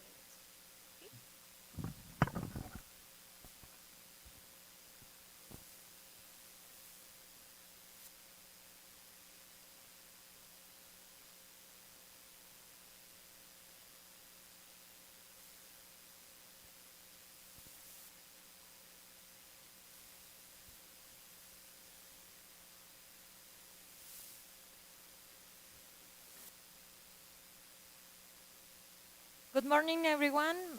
My name is Caterina Ortiz, and today I'm going to talk about our research. My partner is not here today. We belong to the seatbelt at Universidad Nacional de Colombia. So we decided to start this research taking into account this question. So haven't you thought that the first thing that comes into your mind when you think about an English professor is a woman. So for that reason, I decided to investigate how gender discourses influence perceptions about professional and pedagogical experiences of women professors in our program. So we decided to do descriptive exploratory research, including class observations, surveys, and several interviews to a purposive sampling.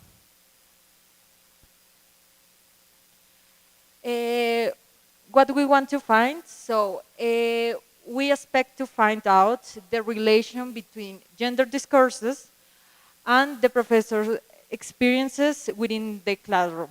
Also, which are the women professors' challenges when working in educational environments, and how these practices keep perpetuating certain gender inequalities within the classroom. Also, as a product, we would like to do an illustrated comic showing some of the experiences that our professors could tell us.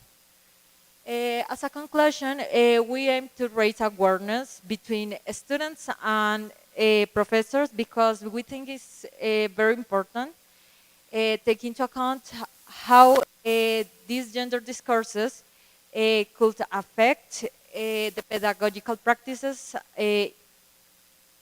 between the interaction of the two agents, professors and students. And that's all. Thank you so much.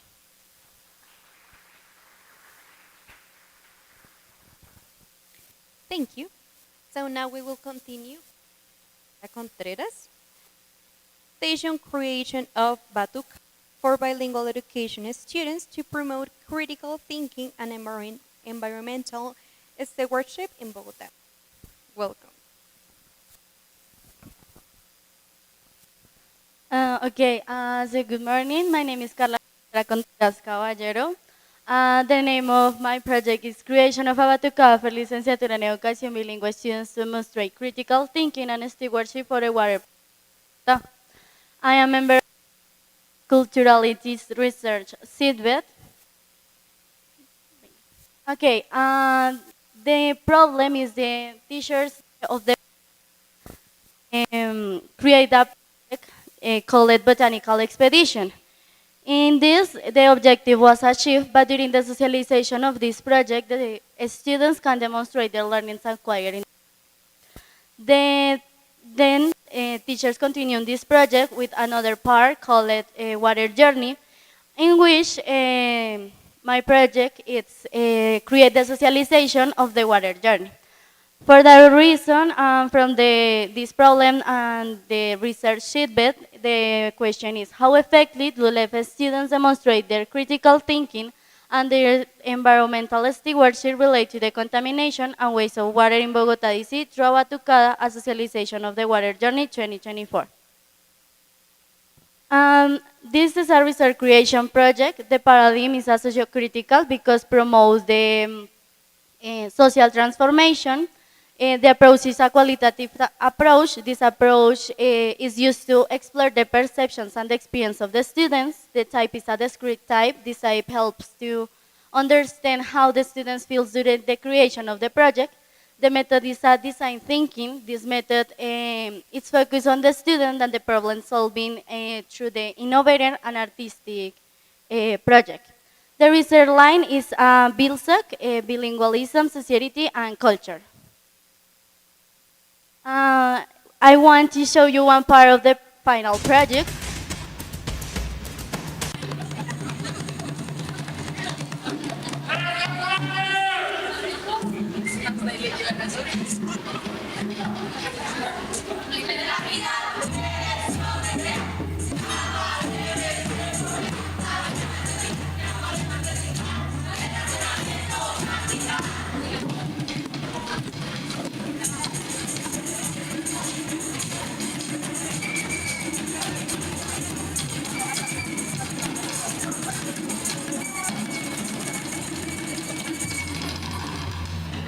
Okay, so with this, we realize that students understand and have a good comprehension of the water problems. And with this, also some students are concerned of the water problems. With this, make us understand that students have a level of critical reflection. The conclusion was that through the Batucada, students have internalized and reflect about the water problems, and also in a creative way. And the Batucada enhances students' critical and creative understanding of water issues, fostering environmental awareness and civic engagement. Thank you so much.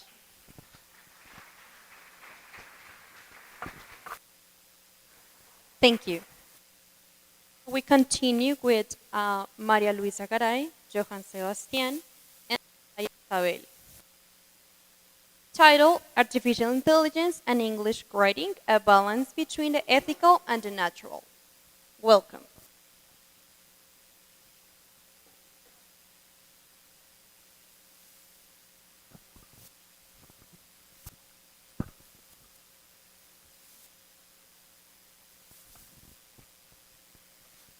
Good morning, everyone. Today we are here, Maria Isabel Pinzón, Joan Sebastián Sonario Espina, and we belong to the CIPSLEX research seedbed at Universidad Nacional de Colombia. First of all, I want to start by saying that as AI transforms classrooms, and not only classrooms but education, have you ever thought about dilemmas, ethical considerations that can arise regarding this topic? Well, this is something that we're going to talk about in this presentation. First of all, the problem or the need. It's not a problem. Indeed, it's maybe an opportunity that we have here, and it's the proliferation of digital resources, such as chatbots. In this case, we are dealing with artificial intelligence, but the generative one. At the same time, they have changed dynamics of education and learning process, not only for languages, but for the whole educational system. And at the same time, challenges and opportunities will arise. And with the challenges, I wanted to point out excessive dependency, plagiarism, and the regulation in the classrooms. Then we also have opportunities, of course, but we have to take the best from this tool, which are personalized learning process. As we know, we can adjust the chatbots in order to assess in our personal way. And of course, this is an interactive practice in order to learn, and at the same time, we have to take that into consideration.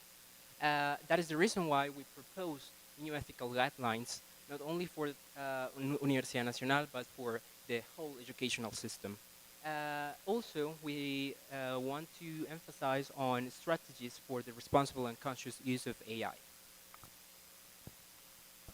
So, when it comes to the methodology, the proposal, tip study, I think this is failing. Okay. Basically, it's an exploratory descriptive study because this is an unknown issue. And you might ask yourselves, why is it an unknown issue if AI is everywhere? Well, yes, AI is everywhere. However, very few people have wondered how can we use and include AI into our classrooms in an ethical way, and that is what we want to do. So, some instruments that we have is the initial survey, document review, and interview with students. So, let me tell you a little bit about the preliminary results that we got from the initial survey. Can I have the next slide, please? Thank you. So, preliminary results. So, basically, almost 80% of the participants report that they use AI for academic purposes. I know that many of us have used it as well. We also found that students claim that they use AI basically for inspiration. So not for the AI to do all their work, but for inspiration, for ideas. Do an outline of this project that I have to do, and I'll do the rest. Okay. Also, they request help for getting started. That is what they claim. Also, we can see that 81% of students that we interview, they said that there is a desire of educational materials about ethical AI implementation in language learning. And that would be like our final product that we meant to do.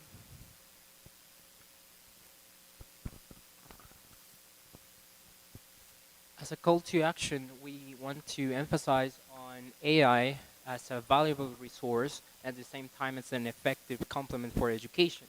However, we have to think about critical approach regarding the utilization of this tool and how we can apply theoretical frameworks and guidelines. Thank you very much.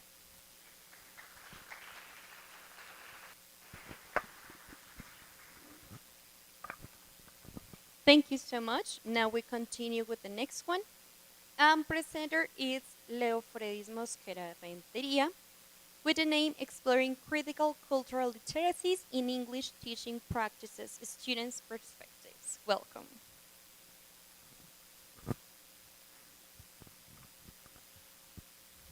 Good morning, everyone. My name is Leofredis Mosquera Renteria. I'm currently a student at the program of, master program in applied linguistics, focused to ELT from Universidad Francisco José de Caldas.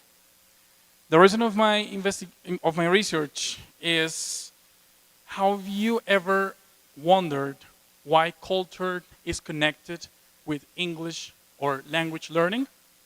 This is a question that I had since I was a student at the undergrad program at Universidad Libre, and I consider that this is an interesting starting point of research, because culture is being instrumentalized within the educational context. Why? Because we see culture just as a means of study that needs to be part of the academic, or the educational context.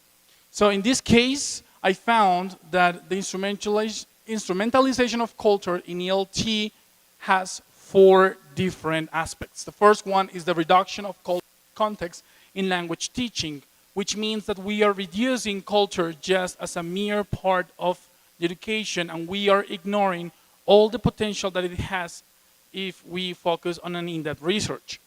Cultural elements are treated superficially. So in here, we're focusing on just mere aspects like gastronomy, music, dance, instead of all the behaviors, manners, and values that culture has behind it. Disconnection from the broader cultural and social context, and the inability to foster critical cultural awareness. Culture is not only something that is part of our identity, but it's also that we can reflect upon, especially from our own context. So here, the paradigm, it's starting from Freire's ideas of critical pedagogy. These tenets allow me to have my final approach proposal that I will explain later on. So based on participatory action research, critical cultural literacy, and using students' local knowledge, I was able to identify that there are critical perspectives regarding culture in a critical and cultural approach, of course focused on EFL learning. As a teacher researcher myself, I found that culture is something inherent in our labor as teachers. So in here, we are trying to foster critical thinking in students towards English or language learning in general. Next one, please. Okay, so these are our preliminary results. It's the development of deeper cultural competences, strengthening critical reflection, enrichment of language learning, and improve empathy and social skills. We are working with humans, not with people who need to learn English for specific purposes. Going again in the idea of instrumentalization, that we as teachers need to consider that it's just not the part of the process we do, or the interaction we have with students, but also it's something that can even benefit them for their lives. And finally, I would like to call out some conclusions. The reconceptualization of language teaching, the deconstruction of cultural as an utilitarian element. This one called my attention a lot, because we are moving beyond the instrumental view of culture towards a transition to a more critical interculturality. Finally, the promotion of a critical intercultural pedagogy and the development of intercultural competencies in students. Students are our future leaders, so we need to start from the classroom in order for them to become the global citizens that we're looking for. Thank you.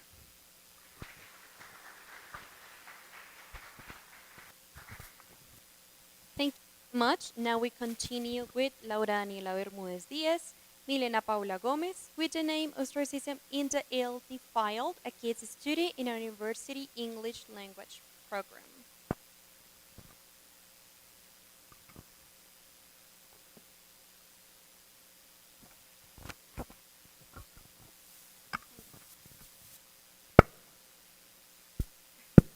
Okay, good morning, everyone. As our presenter mentioned before, our project is called Ostracism in the ELT Field, a case study in a university English language program. We come from Corporación Universitaria Minuto de Dios and from the CETED Inspire.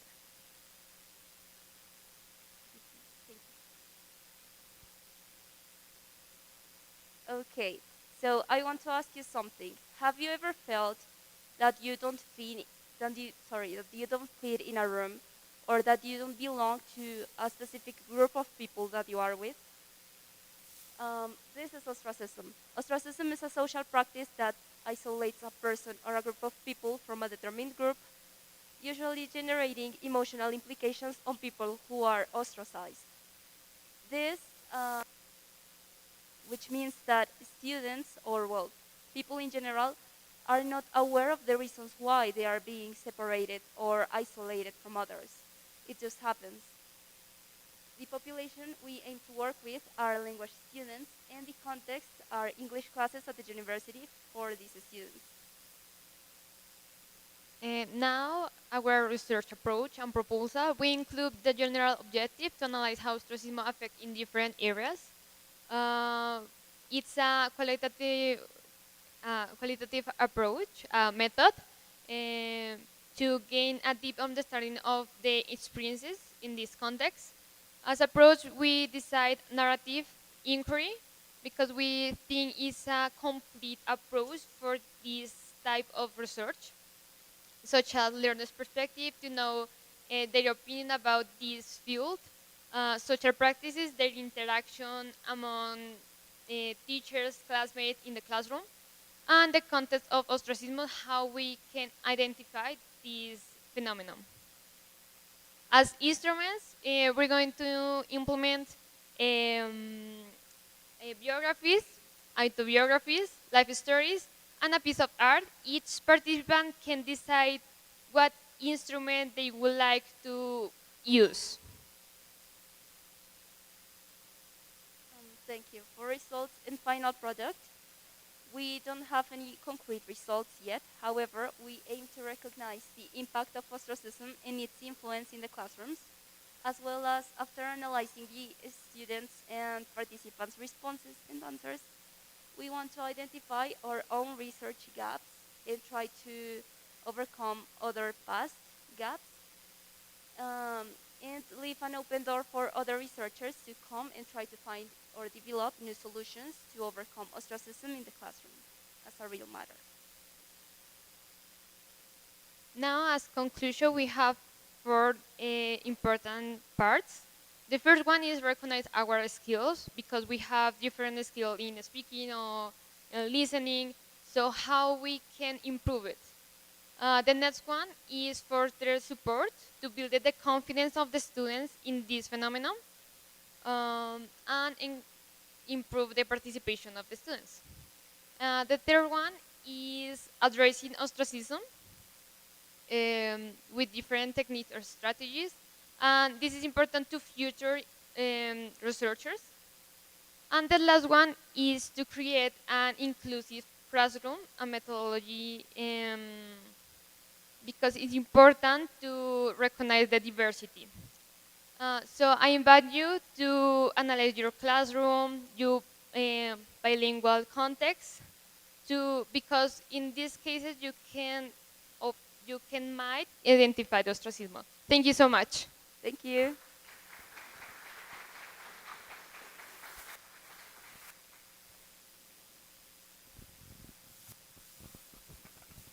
Thank you.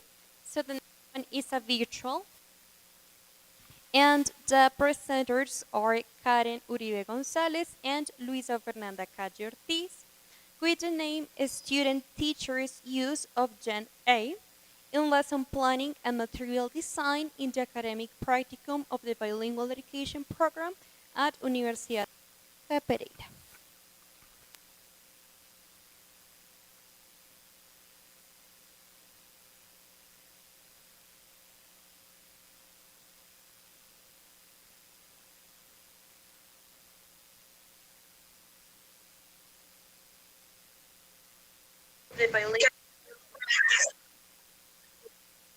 Voy a compartir pantalla. Profe, lo que pasa es que a nosotros nos llega el audio tarde en el YouTube, entonces nos tardamos un poquito más. Pero sí, señora, ya está lista.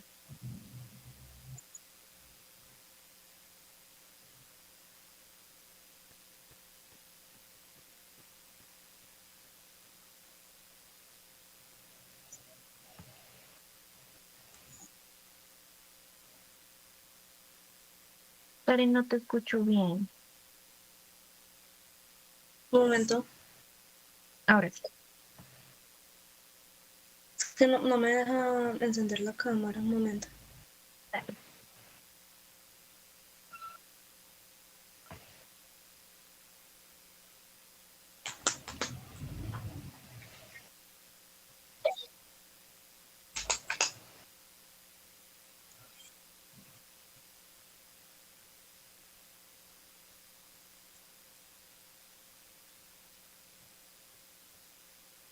Listo, ya me pueden ver y escuchar.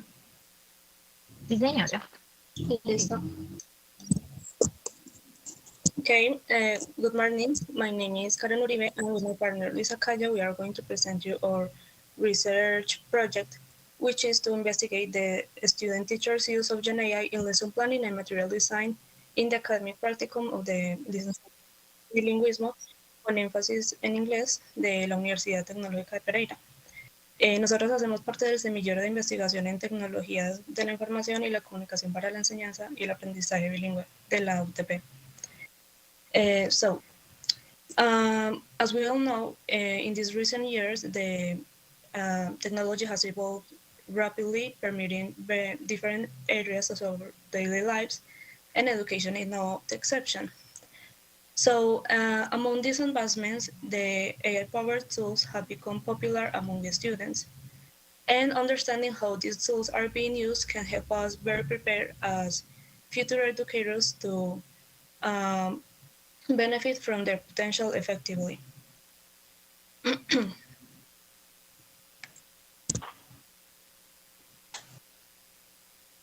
Okay, now we will present our research question, which is how do student teachers use Gen AI tools to support their processes of lesson planning and material design? In this sense, our general objective is to explore how student teachers from the course of teaching practicum in secondary education use Gen AI tools for lesson planning and material design in their practicum development. In this sense, our specific objectives are to identify the opportunities and challenges that student teachers might find when using Gen AI for those purposes. Secondly, to analyze the conversation prompts that student teachers implement when utilizing Gen AI tools. And thirdly, to examine the relation between the responses provided by Gen AI tools in the consolidation of the lesson plans and materials designed by student teachers. So we are going to conduct a qualitative research study, since it is the investigation of phenomena that permits clearly rich narrative materials, and conducting it is necessary since it allows us to analyze descriptive data from participants. In this way, it is accurate to implement a case study method, since it allows us to see participants as a unit of study. Then it's pertinent to introduce the data collection method for our study. And here we will make use of semi-structured interviews as a method of ask participants define questions and then inquire about their insights. We will use them since we can deeply explore participants' uses and perception of general lesson planning and material design processes. Furthermore, we will use some artifacts, which these are the instruments that permit us to gather information and insights from participants. And in our case, these instruments are going to be the conversation prompts and the lesson plans and materials the that the participants designed with help of the Gen AI tools.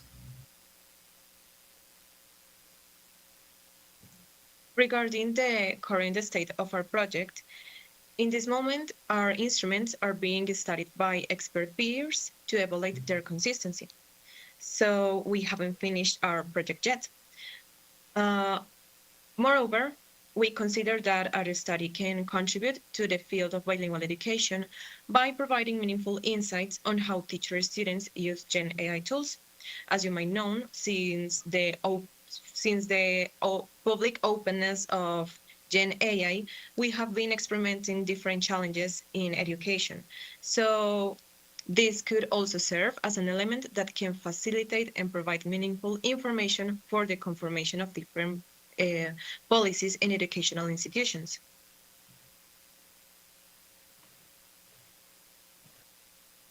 Okay, the conclusion we expect to get is that teacher students make use of Gen AI tools in a conscious way.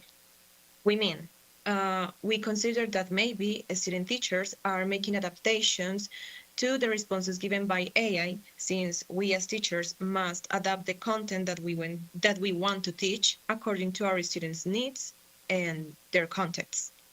Also, this project can help us to analyze the different ethical considerations when using Gen AI tools.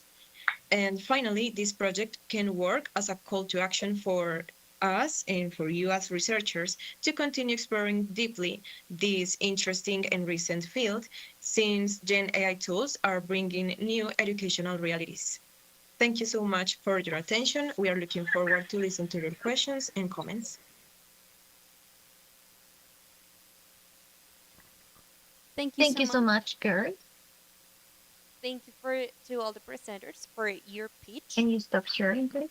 Now we have to resume the networking rounds, but before that, we will have Professor Finn Alvarez, who is going to explain us the methodology a little bit, just to make sure that we all understand how this methodology works. Okay, thank you so much. So, for this second networking session, we are going to organize ourselves in only 4 tables, okay? So please make usage of those front 4 tables. And over there, we are going to do the networking. So remember, we are going to have 10 minutes for the networking session. Then we are going to do a switch. And we are going to have another 10 minutes before the closure words by Professor Miguel Martinez, okay? So please use the 4 tables up front for you to sit and to begin with the networking. Thank you.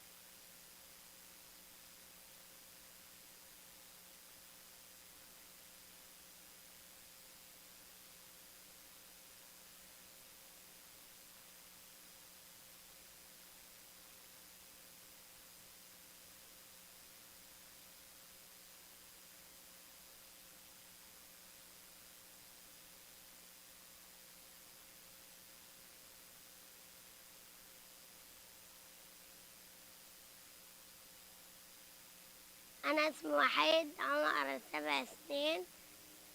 بحب من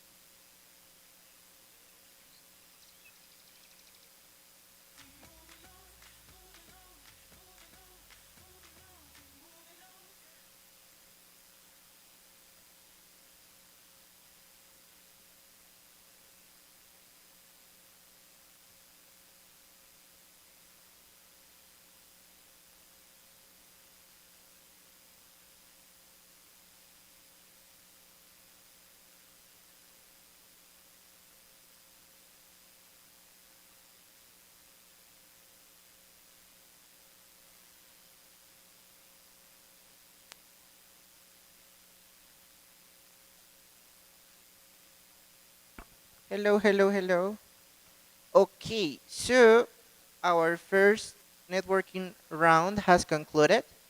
So please move to the other table, especially the ones that are sharing their brochures. So please move to a different table in order for you to share your brochure with the rest of the researchers in here. Who is Universidad La Gran Colombia and Universidad La Gran Colombia, no a Granada, no, La Gran Colombia both. Yeah.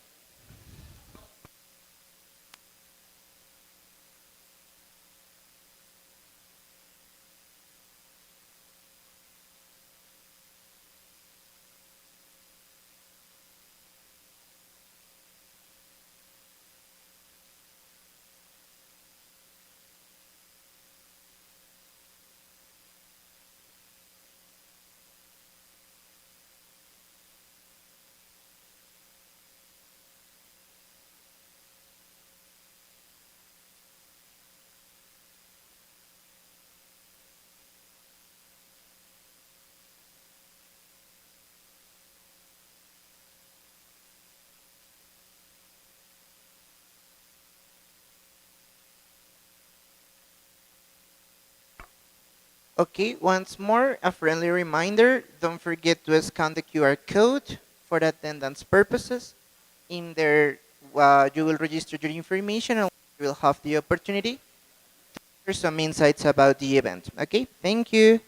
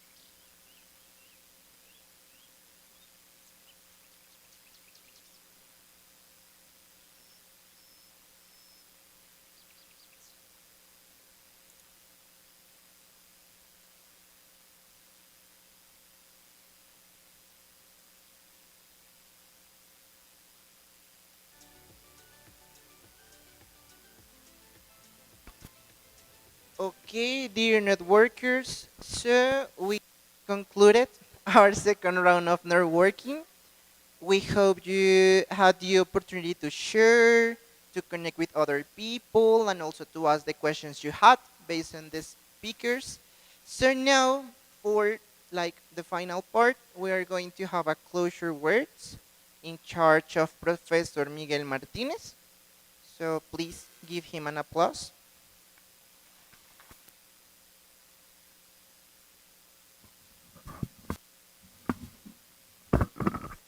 ¿Puede? Sí, acá. ¿Me escuchan bien? Sí.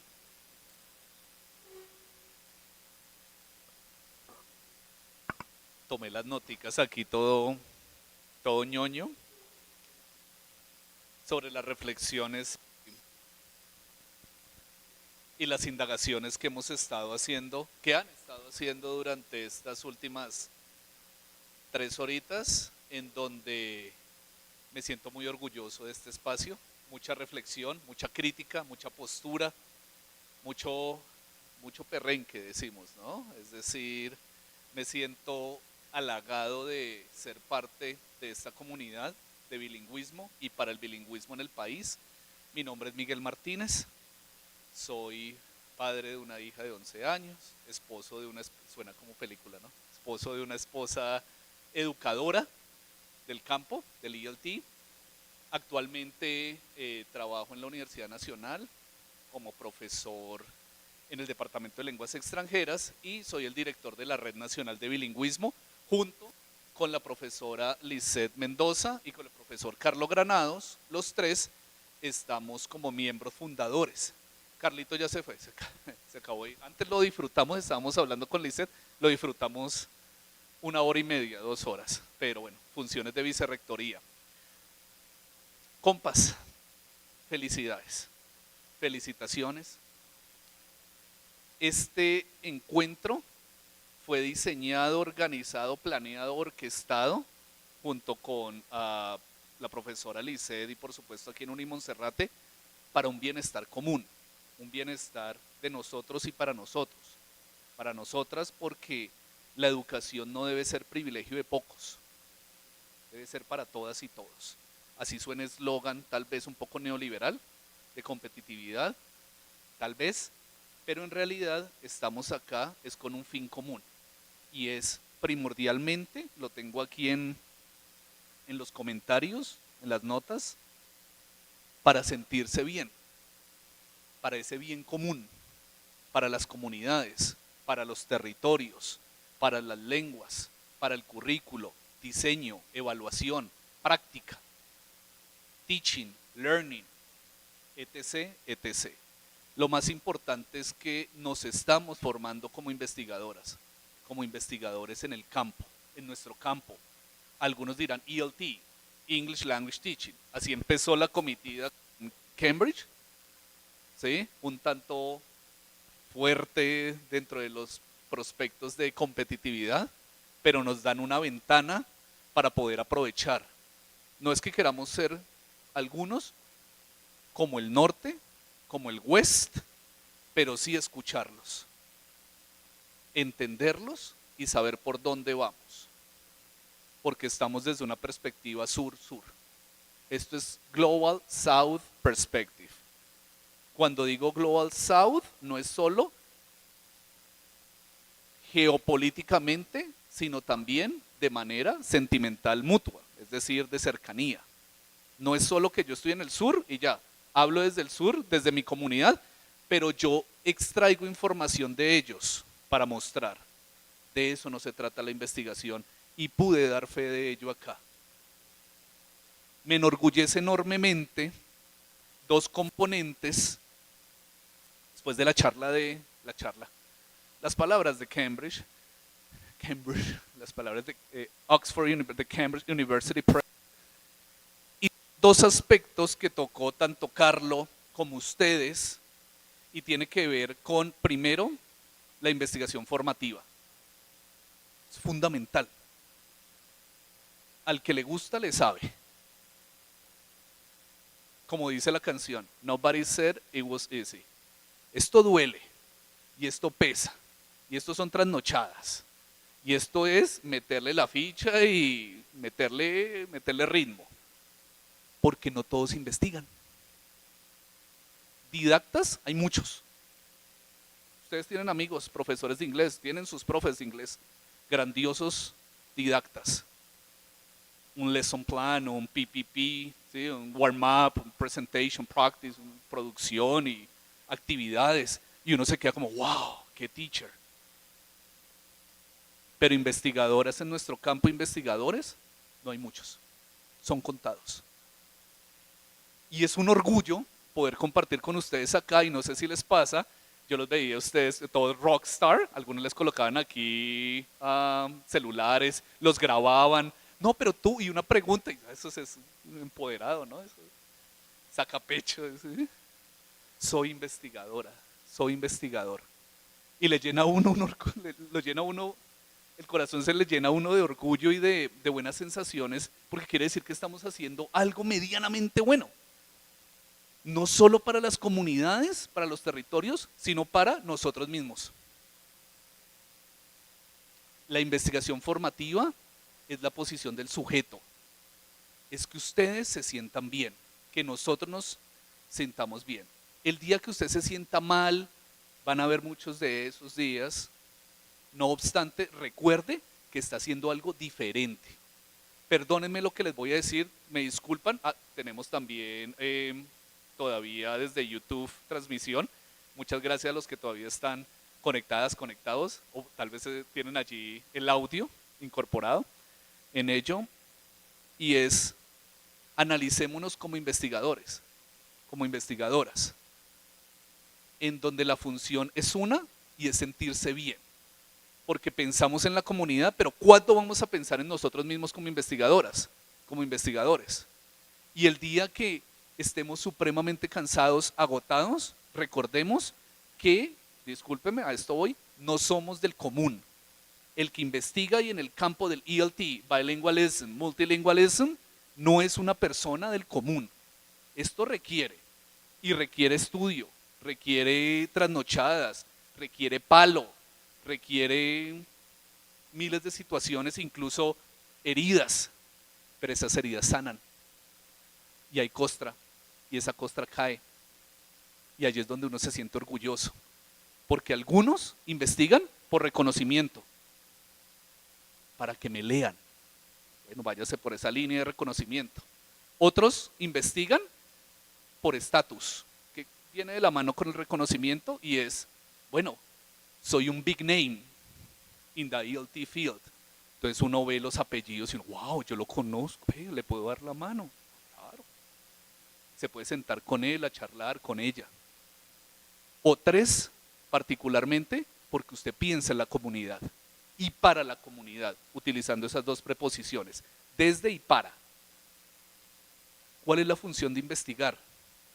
Eso en primera instancia, investigación formativa. Ya voy a acabar, 1:45 ya termino. Mentira, 5 minuticos. Y el otro es, bueno, terminando investigación formativa, Kumarabadivelu, The Post Method, Transformative Intellectuals. Lo cito ¿por qué? Porque nosotros como investigadoras, investigadores, transformamos realidades. ¿Suena cuentico? Sí. ¿Suena muy volado? Tal vez. Pero pasa. Tenemos un impacto en la sociedad. Y al tener impacto en la sociedad y reconocimiento, apoyo, bienestar, tenemos una posición política. Ustedes tienen una posición política. Pero no político de verde, azul, amarillo, partidos. No, no, no. Bienestar a la comunidad. Entonces ustedes, queridos educadores, investigadoras, tienen una posición política.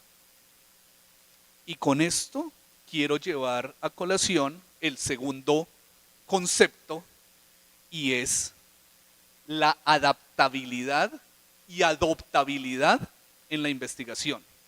Ustedes adaptan prácticas, pero también adoptan. ¿Qué es lo complejo en investigación? Darle la vuelta a esa línea. Por ahí estaba escuchando varios compañeros. No es que usted pueda hacer investigación tradicional, es decir, positivista. Empieza con un estado de con una problematización, introducción, problematización, estado del arte, marco conceptual, marco teórico, sí, ¿y qué? ¿Cuándo le vas a dar la vuelta a ello? ¿Cuándo le vas a poner esa esencia como investigadora, como investigador? Bueno, sigue por la línea del positivismo, como nos han enseñado a investigar. ¿Es esa la clave? Ojo, estamos investigando desde nuestros territorios, nuestras realidades. No sé si están al tanto, colegas, pero ya no se llama Programa Nacional de Bilingüismo, terminó en el 2024. Y a esta fecha, 5 meses después, peleamos con LICED, Ministerio de Educación, porque no nos dieron razón de qué pasa en la política pública de gobierno, de nuestro campo, del bilingüismo. Y uno así como, no importa, importa muchísimo. Una política pública que los últimos 12 años ha tenido unos logros, pero también ha tenido unas incertidumbres y unos puntos de donde tenemos que resistir y donde debemos hablar. ¿Cómo se llama ahora el programa? Programa de Educación Intercultural y Bilingüe. ¿Interculturalidad? Sí, interculturalidad. Ya está estipulado desde el 2025. ¿Lo sabíamos? Política pública de gobierno. De eso se rige todo lo que hemos hablado acá. ¿Cuántos no hablaron acá de interculturalidad? De critical pedagogies. ¿Cuántos no hablaron acá de identidad, género, raza? Todo ello tiene que ver con un común, una política. ¿Cuándo vamos a hablar nosotros frente al ministerio, con el ministerio y levantar la mano y decir, venga, ¿qué pasó los últimos 12 años, 14 años? ¿Por qué se creó ahorita un encuentro de semilleros? Porque este encuentro no es de profesores. Porque no son in-service teachers. Porque aquí estamos pre-service teachers, estudiantes. Porque ese cuentico, perdónenme, que somos el futuro, que el estudiante del futuro, no, es la realidad. ¿Sí? No, es que en 3 años el país les queda a ustedes, no, es ya, es ahora. ¿Y cómo? Con esto, con lo que están haciendo. Termino con ello. La investigación debe tener impacto. No debe ser solo, traigo a Carlo, traigo a Granados, con su enfoque intercultural crítico, que va más allá, va desde Catherine Walsh, y es la teoría va unido de la práctica desde una concepción freiriana. Es la famosísima praxis, teoría y práctica al mismo tiempo.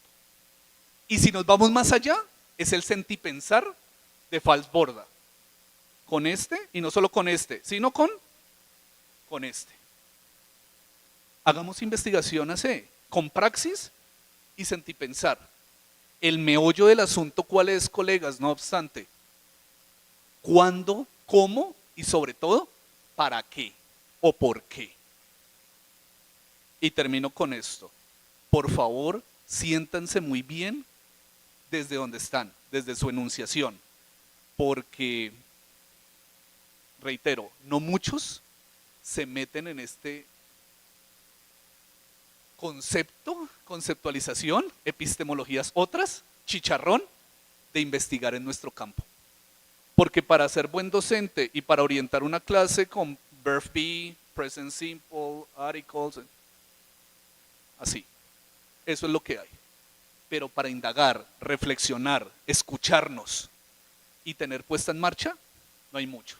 Y yo que vi acá, en estas últimas 3 horas, una conceptualización de mutualidad en educación, diferente a horizontalidad. ¿Sí saben el término horizontalidad ahorita que está de moda? Ahorita todo es horizontal. No, ya no es vertical, ya no es top down, ahora es horizontal. No, porque con mis estudiantes y hablamos, sigue siendo un movimiento, una línea, lo horizontal. En cambio, lo mutuo representa un cambio, representa criticidad, representa decolonialidad, representa interculturalidad. Palabras más, palabras menos, representa lo humano, lo propio, lo nuestro, lo cercano, las realidades, lo local. Muchas gracias, un placer.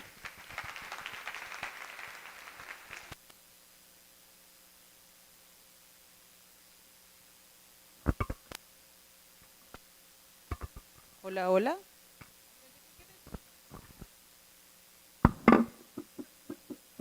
Hola.